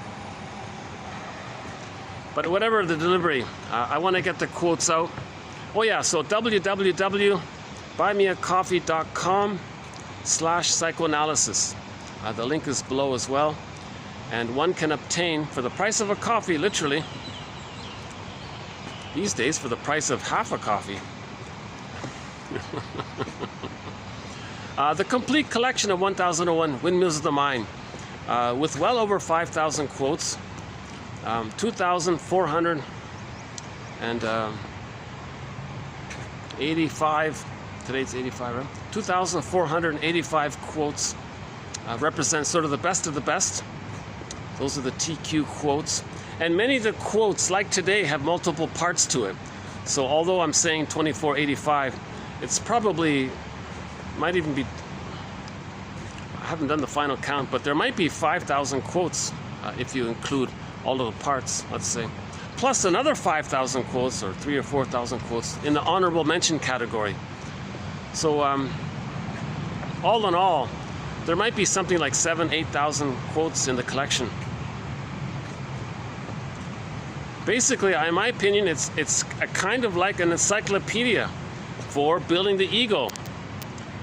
Like what they're doing over there, building that building. We want to build the ego, build our consciousness, build our ability to accept ourselves, our ability to find ourselves, our ability to mourn. Okay, so these quotes is helping us to mourn. But ultimately, to mourn, we need a caring witness. So healing involves the yin and the yang of, so there's the yin and the yang of healing. So the yin of healing is the caring witness. We do need a caring witness. Grief is healed when it's witnessed by a caring other. Now the yang is what we have here, the quotes, the knowledge, the free association. So if we're free associating, we know what to expect. We know we have some threads to follow. Important material can come up. Now, because of the presence of the caring witness, we feel safe, and that helps it to come up. If we don't have someone there, we don't really feel safe to allow too much to come up. So that's the yin and the yang of healing. The yang is the act of talking, the knowledge, the free association, and the yin is the caring presence of a caring witness, right? That supports the safety. So we need both. Healing involves the yin and the yang. We played there's a huge Ferris wheel in China with a massive yin and yang symbol, the Tai Chi symbol. I love it. They call it the Bagua, B-A-G-U-A Ferris wheel. It's a huge Ferris wheel, and in the middle there's this massive image of the yin-yang symbol, and the Ferris wheel is going around and around. That's a great reminder of the yin and the yang.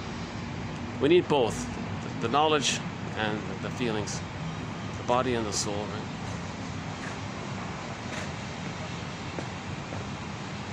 Our ontological self is the yin, and sort of the presentation and the act of doing is sort of the yang, so-called masculine principle and the feminine principle.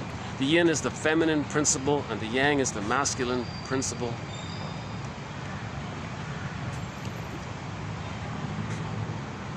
Well, it's still going, eh?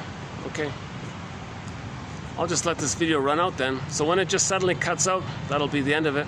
So why don't I just say thanks very much now.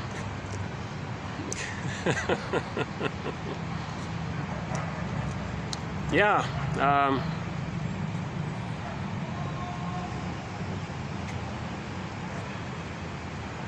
buymeacoffee.com/psychoanalysis.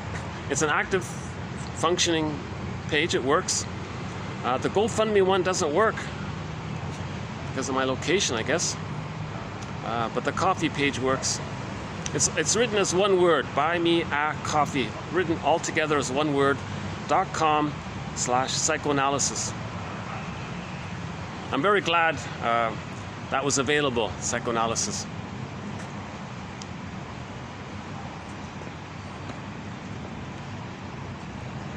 How are we doing? 303. Well, any final thoughts here? As the sun sets,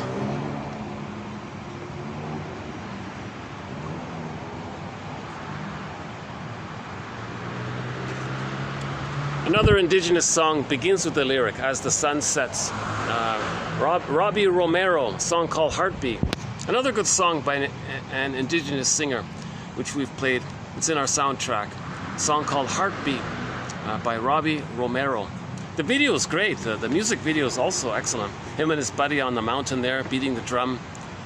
It's a great song, Heartbeat. Yeah. He also talks about evolution, like we want a re-evolution. Like change, grow, heal, grow up, heal, cure the manic defense, resolve splitting, differentiate, grief work, mourning work. The truth will set us free. We're looking for emotional freedom. Born to be emotionally free. It gets, because of the intergenerational trauma and the repetition compulsion from our parents, we can get stuck as well. So another good song is called "Because of You," a music video called "Because of You" by Kelly Clarkson. The music video talks about intergenerational trauma. I mean, the song is great and all that, but I'm talking about the video. We can see how the woman looked back into the past. So she saw her child self. She was a caring witness to herself as a child to see and face the past. And that made her realize, okay, she's got to do things. She can do things differently. She doesn't have to repeat the past. But we have to see what happened in the past for us to know that we have a choice to not repeat the past. If we don't know the past, we're just going to blindly repeat it until we know the past. You see? So we want to make this conscious. If we're conscious of repetition compulsion, we have a choice. We have some options now, right? And you see, we realize with our adult mind, to some degree, we don't need to do the dysfunctional thing that we've been doing. There's no point in it. It's endless. Russell says a person can have 20 lifetimes being envious and greedy. It's not going to heal the past. It's not going to heal the childhood past. Okay, I'll just leave it here for today. So once again, thanks very much. I'll see you in the next video. I'll see you in part 5 of 5. Yeah, so this has been video number 4 of 5 videos. We'll do one more on greed, and then we'll give it a rest. Okay, so I'll shut the video here for today.